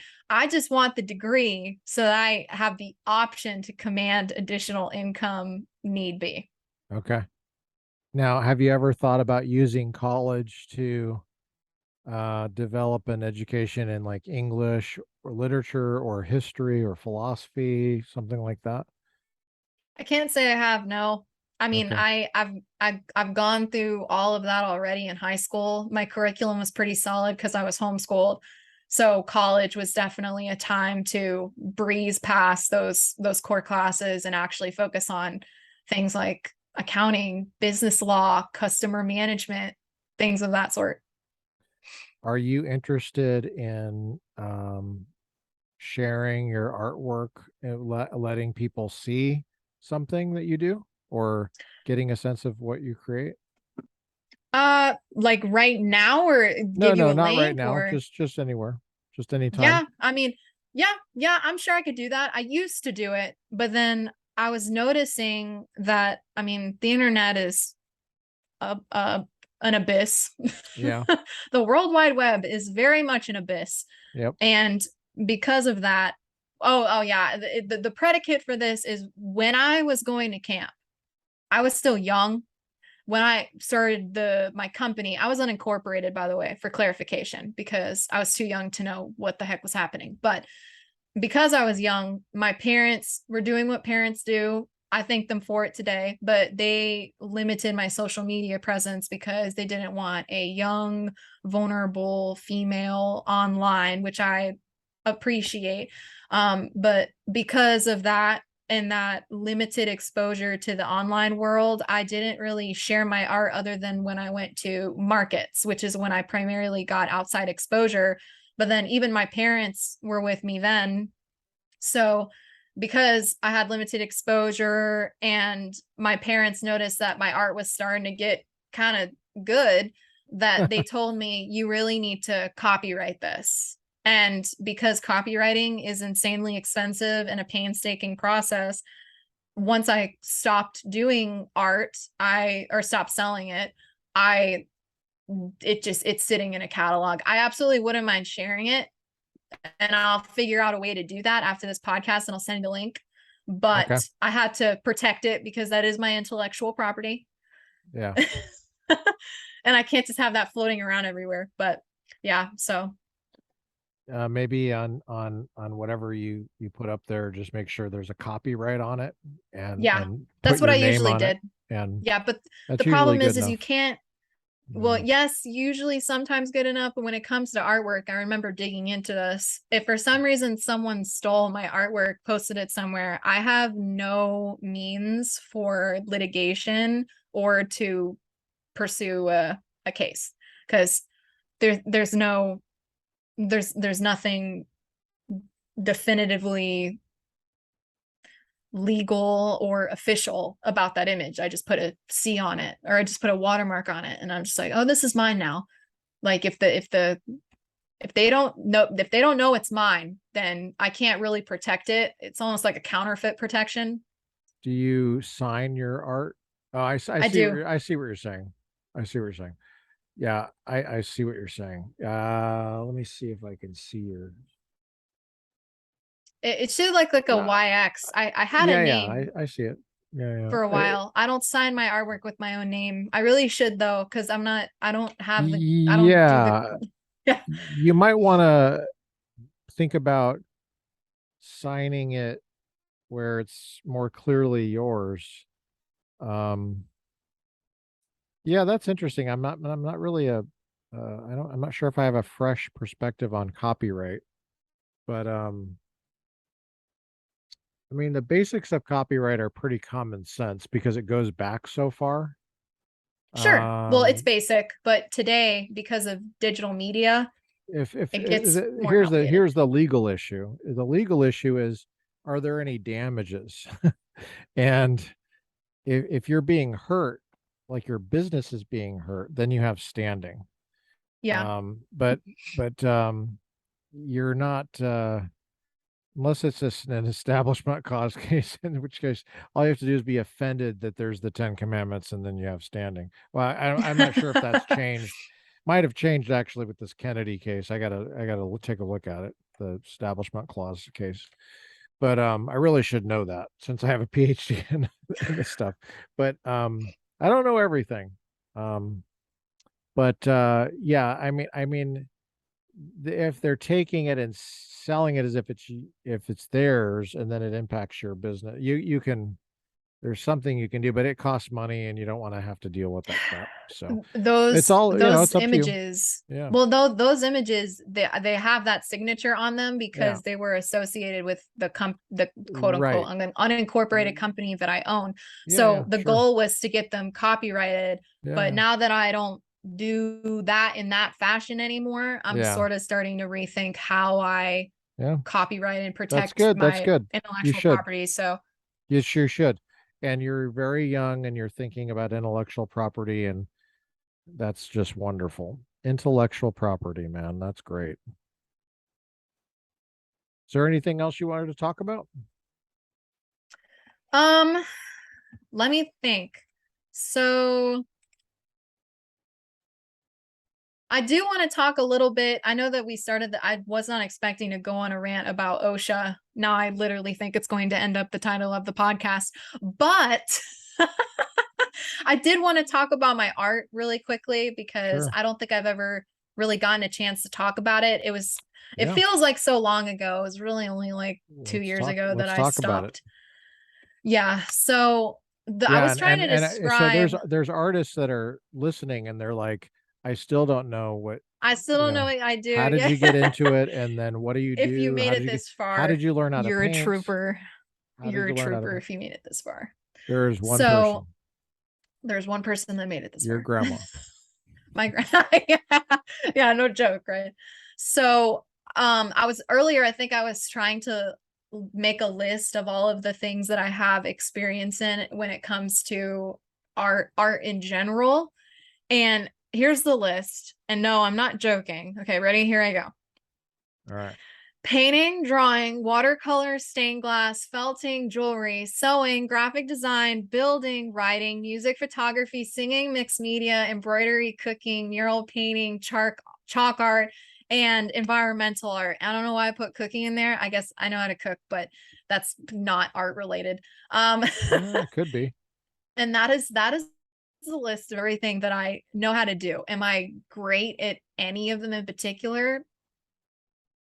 Probably not. I'm not technically trained, so it doesn't really work like that. But Okay. I could not choose what I wanted to do for my art. What happened was how I got into it. This is how I got into it. So remember how I said when I was young I used to sell sticky notes under the playground? Mm-hmm. Well, this kind of stuff didn't stop.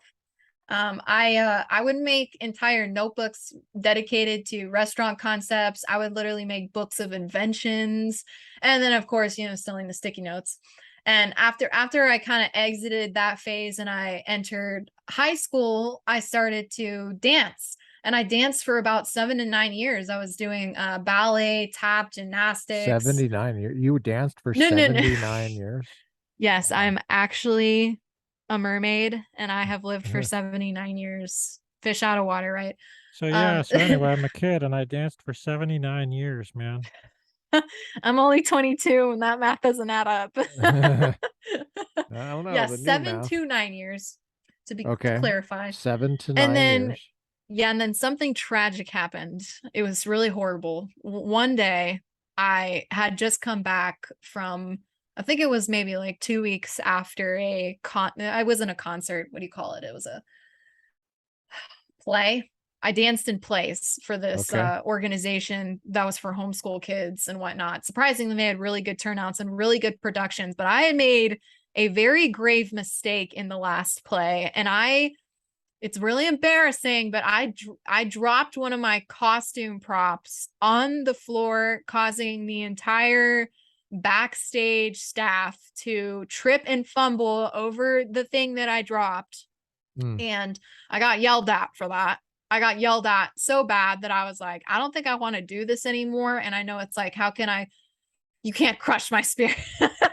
But you could absolutely crush my spirit when I was at that age. And I was just so sensitive to it. I was like, sure, my God. yeah. So I remember going back for a while and trying to dance. But after I got yelled at like that for dropping a prop in a high school production, I was like, okay, I don't know about this. So I talked to my teacher and I was like, hey, I think I want to do this long term. Don't know. She replied back, you're just not built for that. And I didn't really know what that meant, but like physically, if you want to be a professional dancer, you need to have a very particular body type. And I just did not fit into that category. Yeah. And it's a reality that if you professionally dance, you really only got 15 years under your belt because they run your body into the ground. Your body is a machine and you will end up totally beat up. I would ask my grandma, she was a professional ballerina when she was young, and she was just beat to shreds. By the time that she was an older adult, like 30s, 35. Yeah. But so it's like the other side of being a linebacker, basically.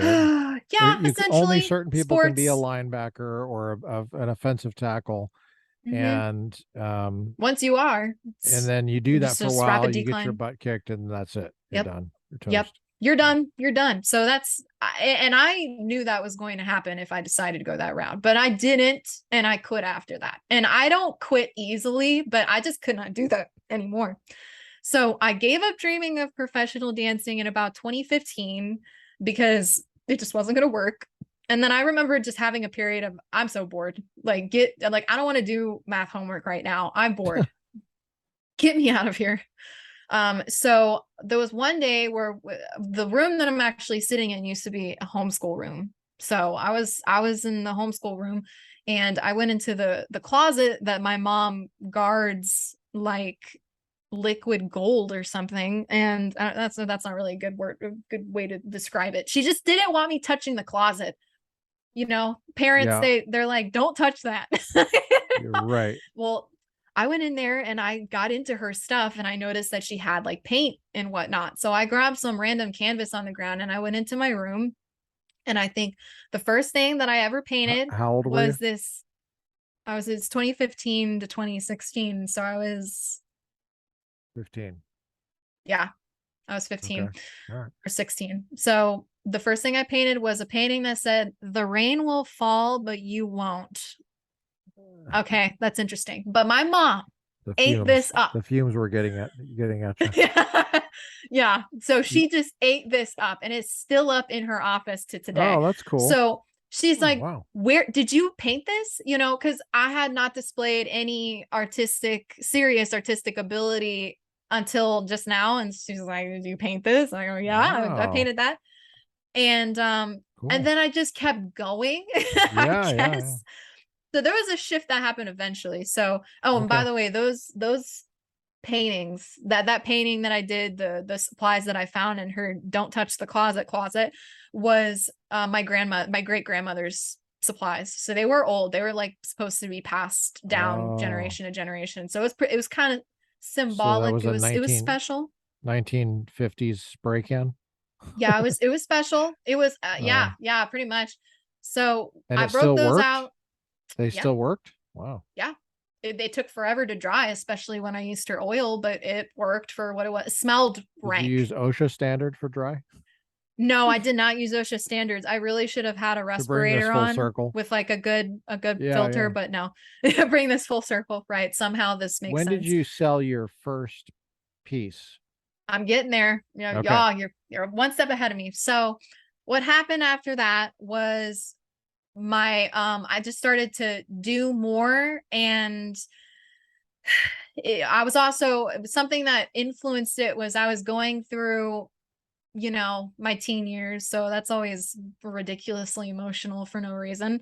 But I always noticed that despite me going through everything that I was going through at the time, my art was always really encouraging and identity focused and very colorful, which was contrary to what I enjoy as my style now. But I just started doing every medium I could think of. But the shift happened was in, I think it was 2017, when I came back from, I think it was either the first year or the second year from camp, ironically.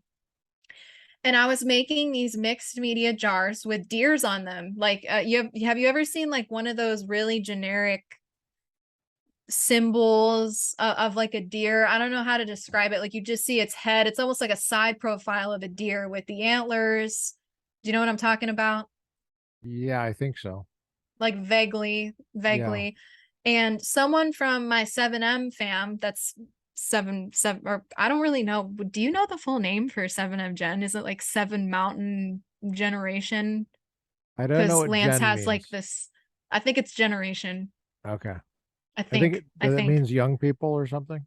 No, it goes off of Lance's teachings, like Lance Oh, Wannell's teachings of like the seven mountains, like the areas but that you what's go into gen mean? business.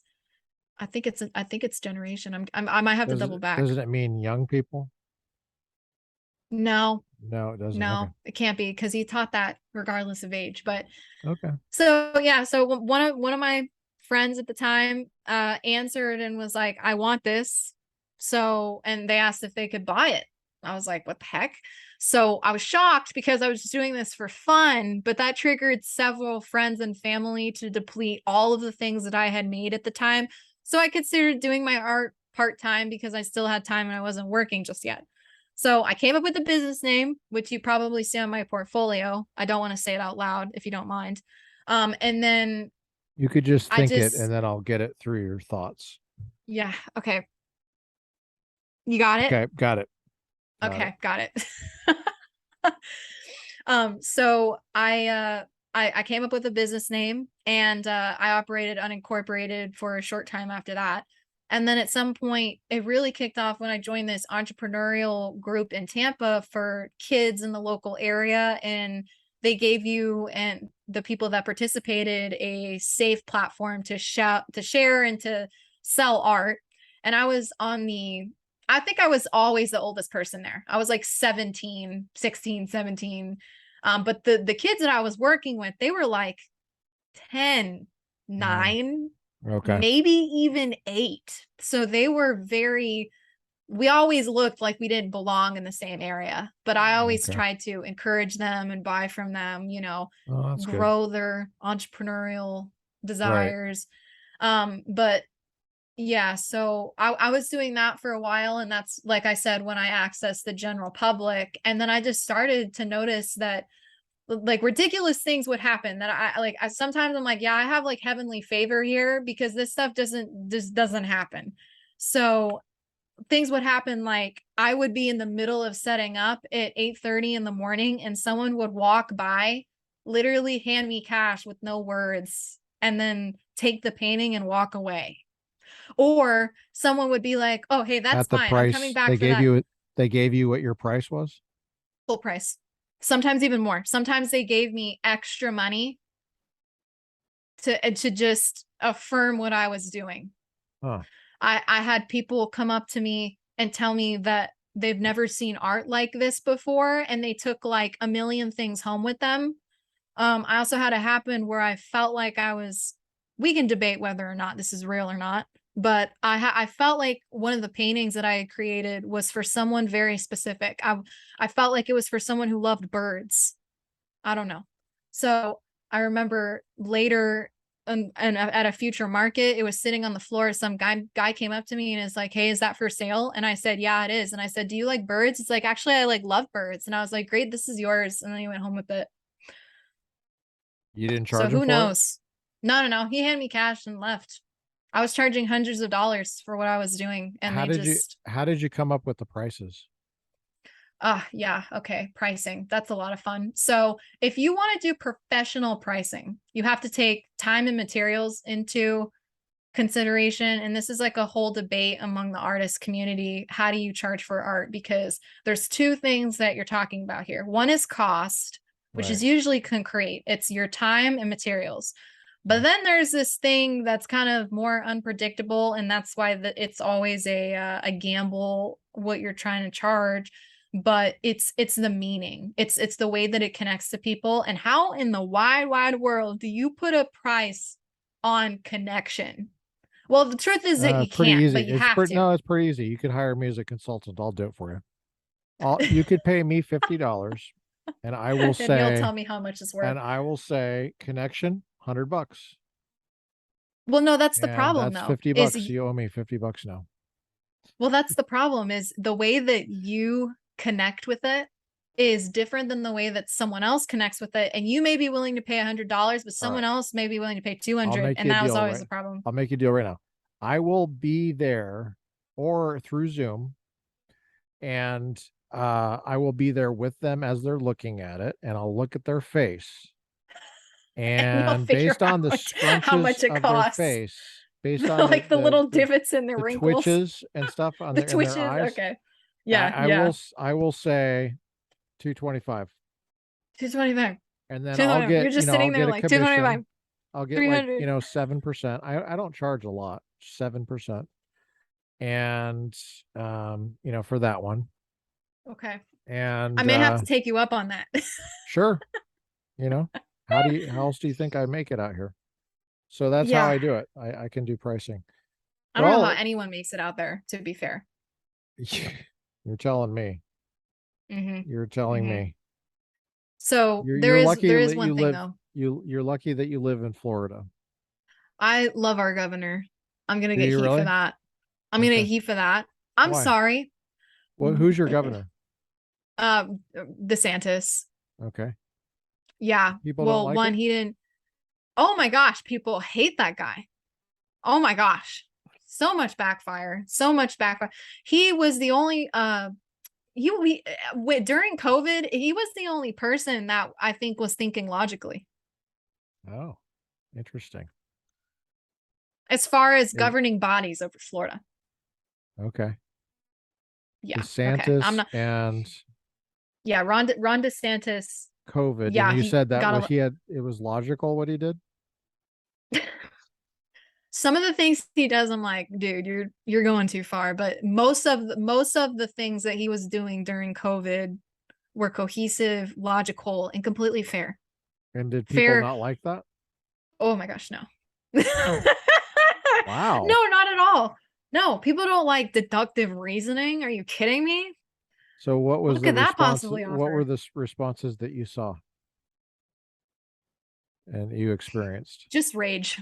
Just like complete rage from really? And you know what? But personally, most of the people around me are right wing, so I didn't really see as much backlash in front of me as I did on social media. On social media, okay. There was a lot of heat. But to get back to what I was saying, there was a shift though with my art when I realized that I could make money off of this, and that's when I really started to think about my little tiny art business as like how do I actually make money here? The real money when you're dealing with paintings and things of that sort are images. Images are the bread and butter of a company like that with that type of business model, because you have a really high profit margin for things that you can put your image on. And that's again with the copywriting thing. There are hundreds. Oh, I forgot to say this in the beginning. I probably should have led with it, but I have a lot of products and paintings that go all the way up the East Coast, up to New York. I have paintings in Texas, Georgia, New York, you name it, I probably have something there. But because of that, do you know how many people are walking around with uncopyrighted work from me? A lot. That terrifies me at night, because they could just steal it and I can't do anything about it. And you put your heart and soul in this thing. I did. It would not exist without you. And then it's so easy to steal it. Oh yeah, incredibly easy to steal it. All they got to do is just take a screenshot of it, repost it, print it out, and bam, it looks like it's theirs.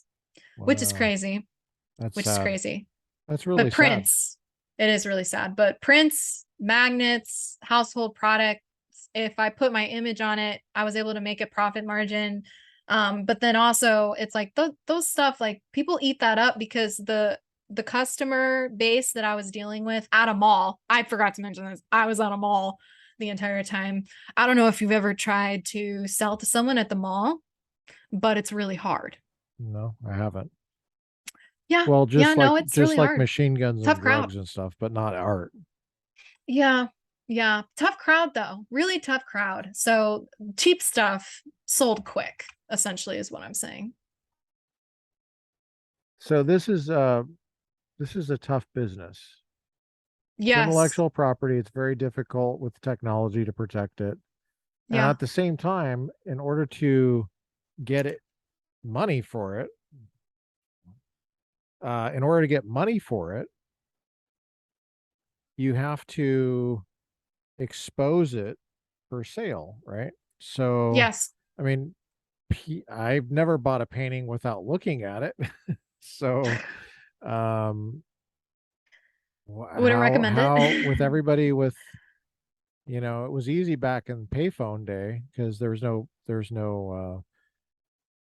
camera on a payphone. I mean, people still had cameras, but you had to get the film developed. It's a little bit more of a pain. You have to pay money to Sure. get it developed. You're not going to just snap random photos of stuff generally.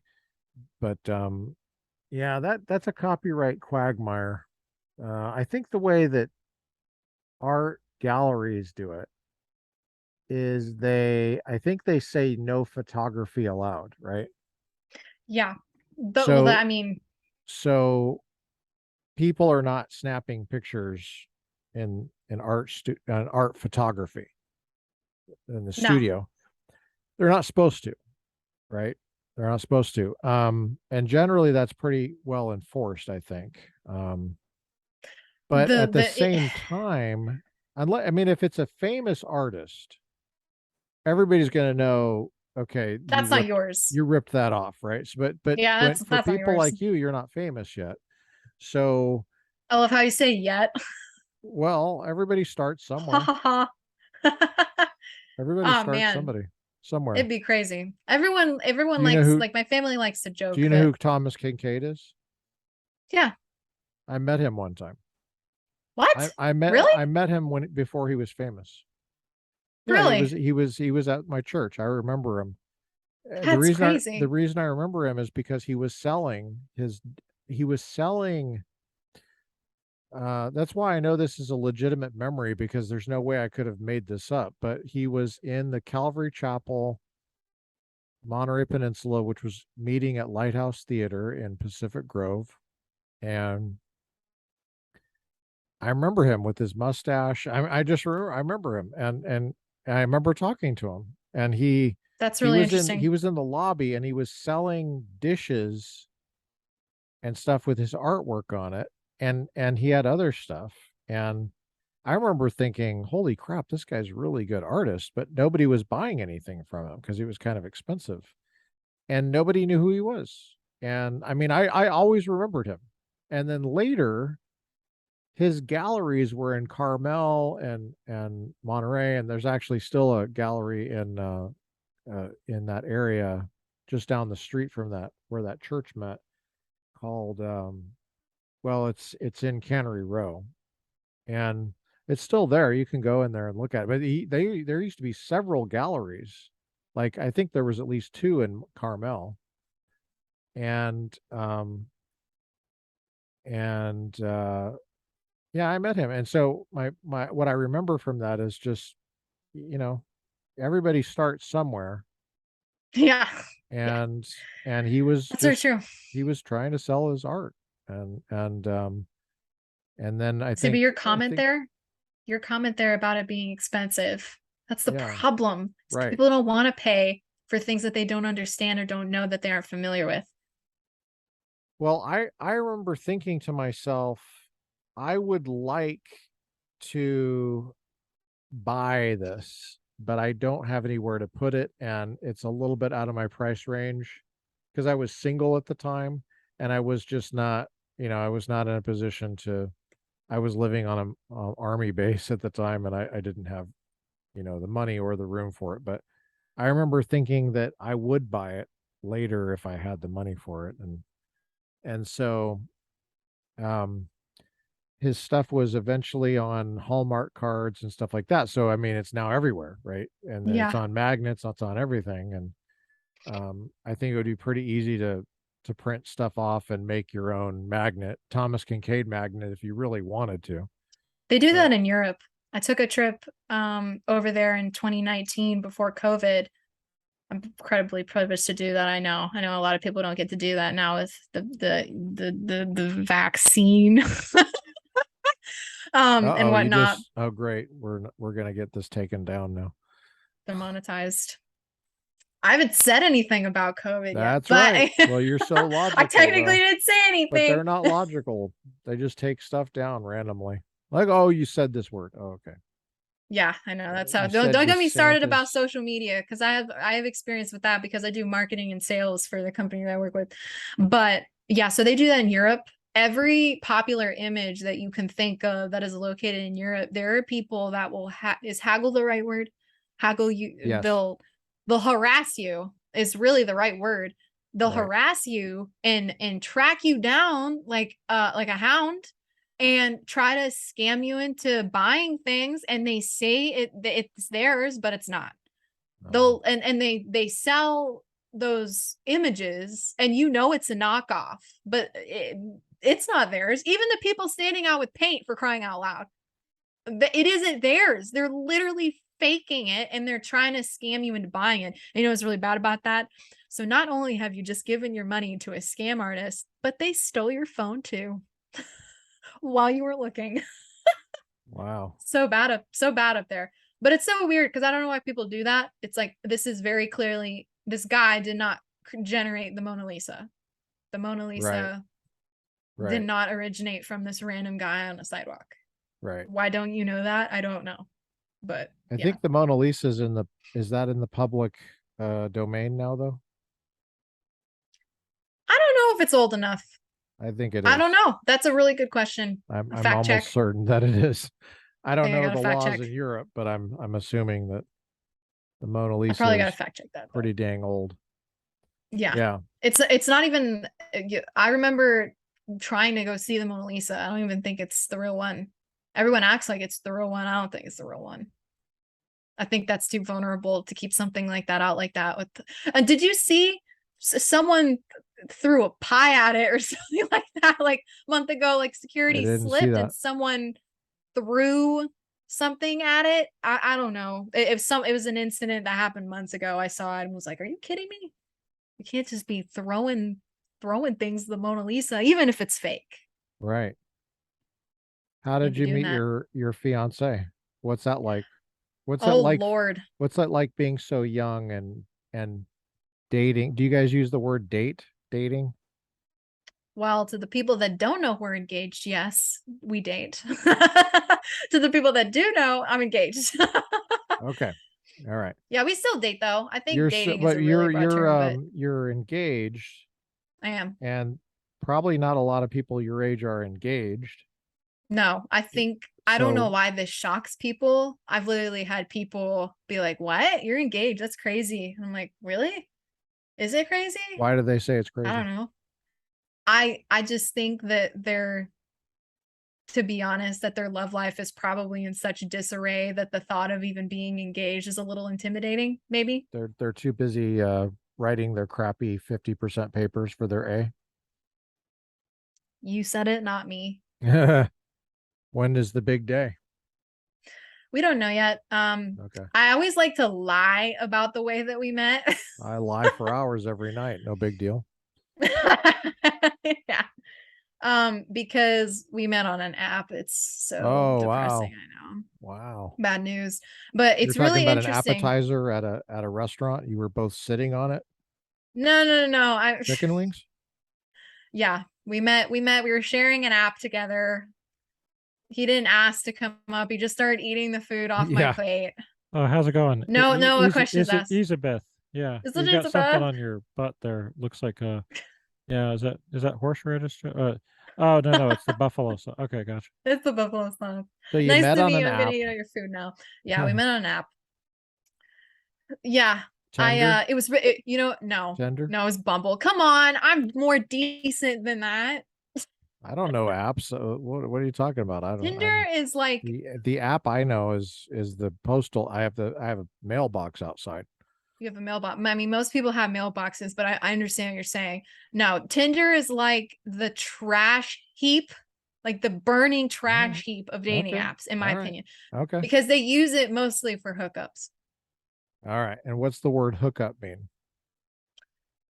Just sleeping around casually. Sleeping. Okay. And are you actually sleeping? Is that what people are actually doing? Is sleeping? I'm sure they're leaving room for Jesus because You're like on this app and you're like, I'm really tired. Are I'm you really tired tired. I too? really want to take a nap with I'm someone right now. tired. Can you Would you take a like to nap? sleep? Would you like to sleep? Would you like to sleep? No, So no. what's different about this other app? This app is really cool. Before they added pay, like you have to pay now to use this app to its full potential, which Okay. sucks. But when I was using it, they weren't making you pay for it.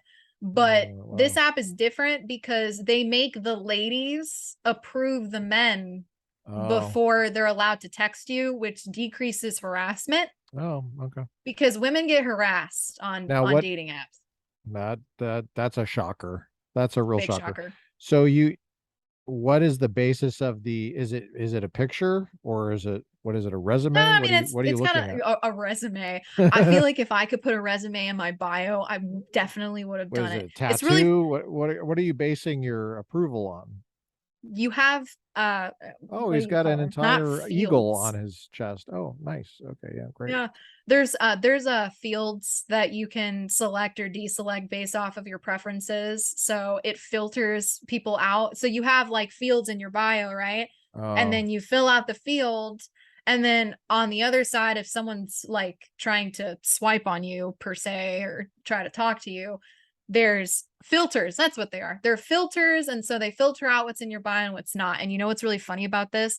The only reason that we met each other was because I had conservative and Christian marked off on my filters and I wasn't swiping unless I saw those two things together. oh, Yeah, that's the only conservative reason we met. and Christian. Conservative and Christian. And you know what? And he There's a didn't lot of have like a men. book hanging or anything like that. Like, you The only men, listen up. he looked like a metalhead. He looked like a metalhead. That was the only alarming thing about the first photo that I saw. You look like a metalhead. Yes. That means he listens to Def Leppard, or what does that mean? he metalcore. He listens to metalcore. Metal, is that a type of music? Yes. Okay. I don't recommend looking it up unless you want your ears to hurt, but some people like that, including myself, because he got me into metalcore. He does actually listen to that. Oh, Yes, I do interesting. too. Oh, okay. So But yeah, and then how long ago was that you 2 years guys met? ago. On the 27th, it'll be 2 years ago. You know what's interesting though? Does So he his like birth, guns? Does he know yes, how he to, likes does he guns. knows how to He shoot a has a gun? gun. Yes, he has a God gun. He bless him. concealed carries. Yeah. Oh, wow. God bless him. Yes. And I'm going for my concealed carry later this month. Oh, good for you. What did you choose? Yeah. What did you land on? You mean the gun or Yeah, sure. Or the I'll holster, probably whatever you want end to talk up about. with a Glock. I'll probably end up with a Glock, honestly, Glock. like a Smith and Wesson Glock. Excuse me. Wait, hold on. The Smith and Wesson Glock? Is this a new Oh thing? no. No. So I'm sorry, my dad has a Glock, Okay. and then my fiance has a Smith and Wesson. I'll get one of the two. So he I carries a just want to. 38. Is it a 38 special? It's a It revolver. might be. No, It's a it's not a revolver. revolver. Oh, it's not a revolver. Oh, okay, gotcha. Sorry. I No, was it's thinking a. you're talking like a Smith and Wesson Shield, like a small semi-automatic. Yeah. Glock. Yes. Precisely. Okay. Sorry, I had a Smith and brain Wesson fart now where I has to was. pay for this episode because we just gave them a little. We're sponsored. Oh, Sponsored. good for you. Are you Yeah, going to get well, training? Have you gotten training yet? no, that's what I'm getting, the concealed carry. Yeah, I'm getting classes along with the concealed Good. carry permit. Good for you. Yeah. Good for you. Well, the Are you reason I got those two things mixed up was because I take my father's Glock sometimes to shoot, but then I Mhm. also use my fiance's as well. So I was Yeah, like Smith and Wesson. He owns right. the Glock. Yeah, I got it confused, but yeah, it's a semi-automatic Smith and Wesson, And and then how do you react? Does it jolt you? Does it stress you out? oh Do my you like gosh, it? the first time I fired, I hit it. I it was a bullseye. The second God bless time, you. I was too alarmed by the Yeah, recoil, yeah, and I'm yeah. still trying to get That over it. My happens a body lot. is like, That I happens a lot. don't want to do this. And also, it's so loud on the ranges that it It gives me is. migraines. Yeah. Inside? So, It's inside? yeah, inside, it's Yeah, really inside. loud, and the Go to an headphones outside, suck. go to outside and that's better. Yeah, Go go I'll to probably try out my grandparents' property at some point because it's big. It's big enough. I don't have to worry about it. But All right, you know what's great about it though? we checked all sorts of boxes here. God, guns, DeSantis. Not DeSantis very much, but yeah, Right. just for a few minutes. What were you gonna say? Oh, I was gonna say, so remember that homeschool thing that I mentioned? It's probably the coolest thing about our relationship, and it's the first thing I tell anyone whenever they He ask was about our homeschooled? relationship.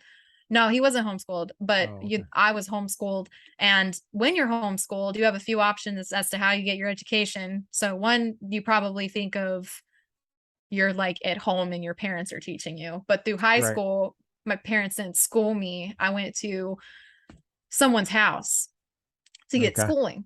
Oh, okay. Well, I would also get schooling with other people. So I was going to this person's house for years to get an education. Well, it turns out that when my fiance sent his address, so I could be like, where do you live? What does your house look like? Are you a psychopath murderer? You know, the And you said norm. that? You actually asked that? I made him jump through a lot of hoops to date me. Let's just say that. I created fake accounts to make sure that he wasn't lying to me about his identity. I made him video chat me first. He actually saved me on a date that I was being stood up for. Prince Charming, am I right? But Jeez. my fiance is actually the next door neighbor to that teacher. Oh, wow.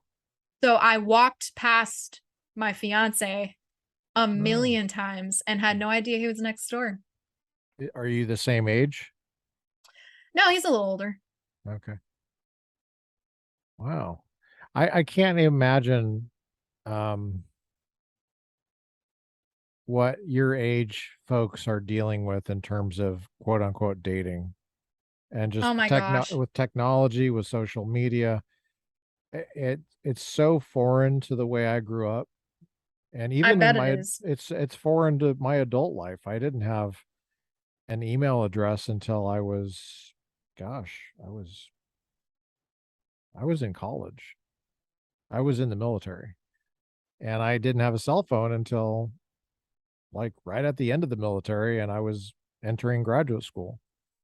And even then I didn't really have one. I didn't really use it for a long time, for years. And I used the mail. And so I remember writing a check to pay for restaurants. I had a checkbook. To pay, Yeah, yeah, yeah, we just like tap our cards on yeah, yeah, yeah. I didn't even a have device and didn't have that. bam.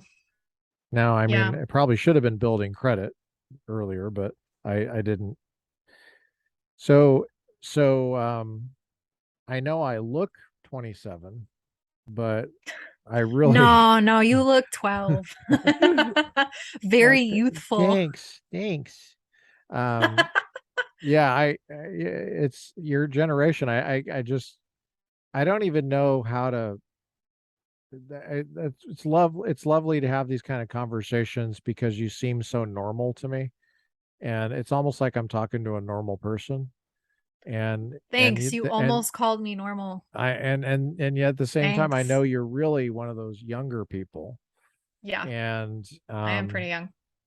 so I love that there's some people your age that are keeping it real and I want you to know that we all salute you. Oh, well, don't salute me. You should be saluting my fiance because he's actually going through training to be in law enforcement. So Yeah. I'll salute you. For and those of you on can- the podcast, he literally just saluted. So, yeah, but you're supposed to give that to your fiance. That's not for Okay, you. got it. I'll pass it on. Do you want to say which agency? No. No, I really don't. I don't want.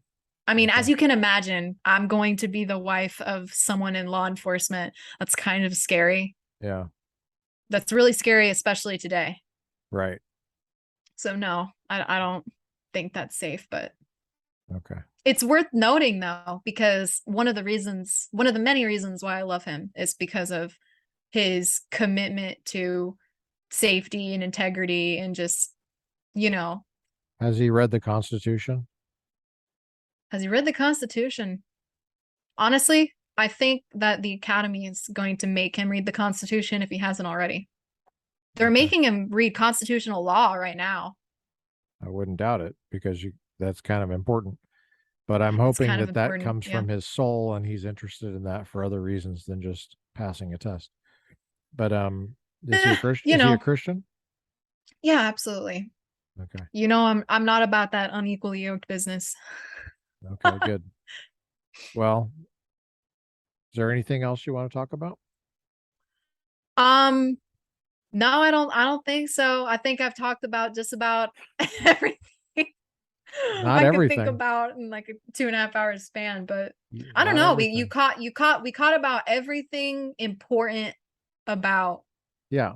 my life. We checked a lot of boxes. Yeah.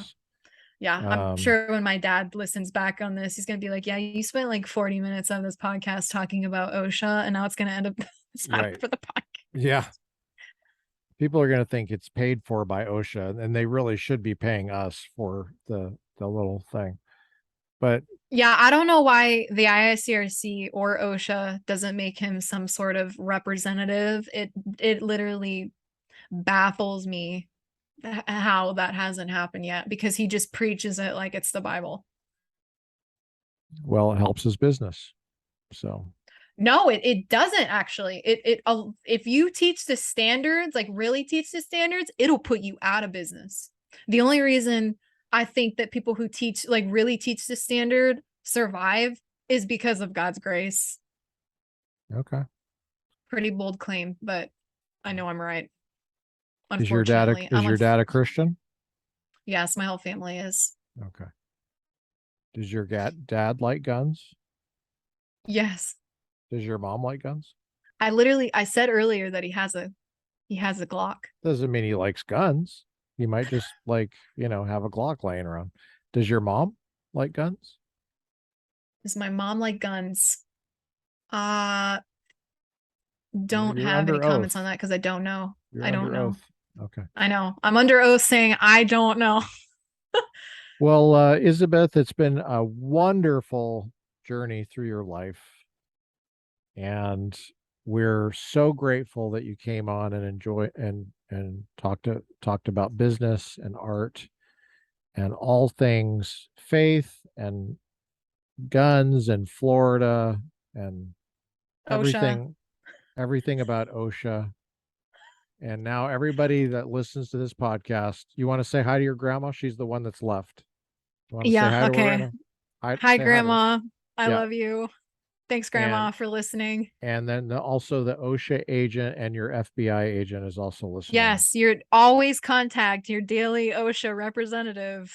And your always IRS, keep in contact. And your IRS agent is listening too. Because now each person has one. Okay, each person has one. And everyone, make sure that you keep your IRS agent close by at all times. Okay, they run away. They're adding. You need to keep a toddler leash on them at all times. They're adding 325 million IRS agents, which is one for each American. So that's wonderful. That's a little I'm not sure where they're getting these people, but well, thank you so much, Miss Sweet. I was going to say employment is not in good standing right now and just an average everyday America. So no, I don't know where you're spawning all those people, but well, where are you going to pay for it? I don't know. That's always the thing. Well, it was a pleasure. Thank you so much for having me on the podcast. I know it's been a pretty long night. It's 9:30 where I am right now. It's your bedtime. So got to get to bed, you little whippersnapper. And oh Lord. you're got to get ready for your coffee, and you got to have your coffee ready I and your can't drink cereal. coffee. Okay, Can't your drink coffee. tea. I don't drink tea either. Okay. I drink like almost half a gallon of water every day Your though. beer. Your Beer. Michelob. I can't got- drink either. You can't have your Michelob? Okay. No. No. Well, you are going to probably ingest some kind of liquid to stay alive. H2O. Okay. Thank you, Miss Sweet. Of course.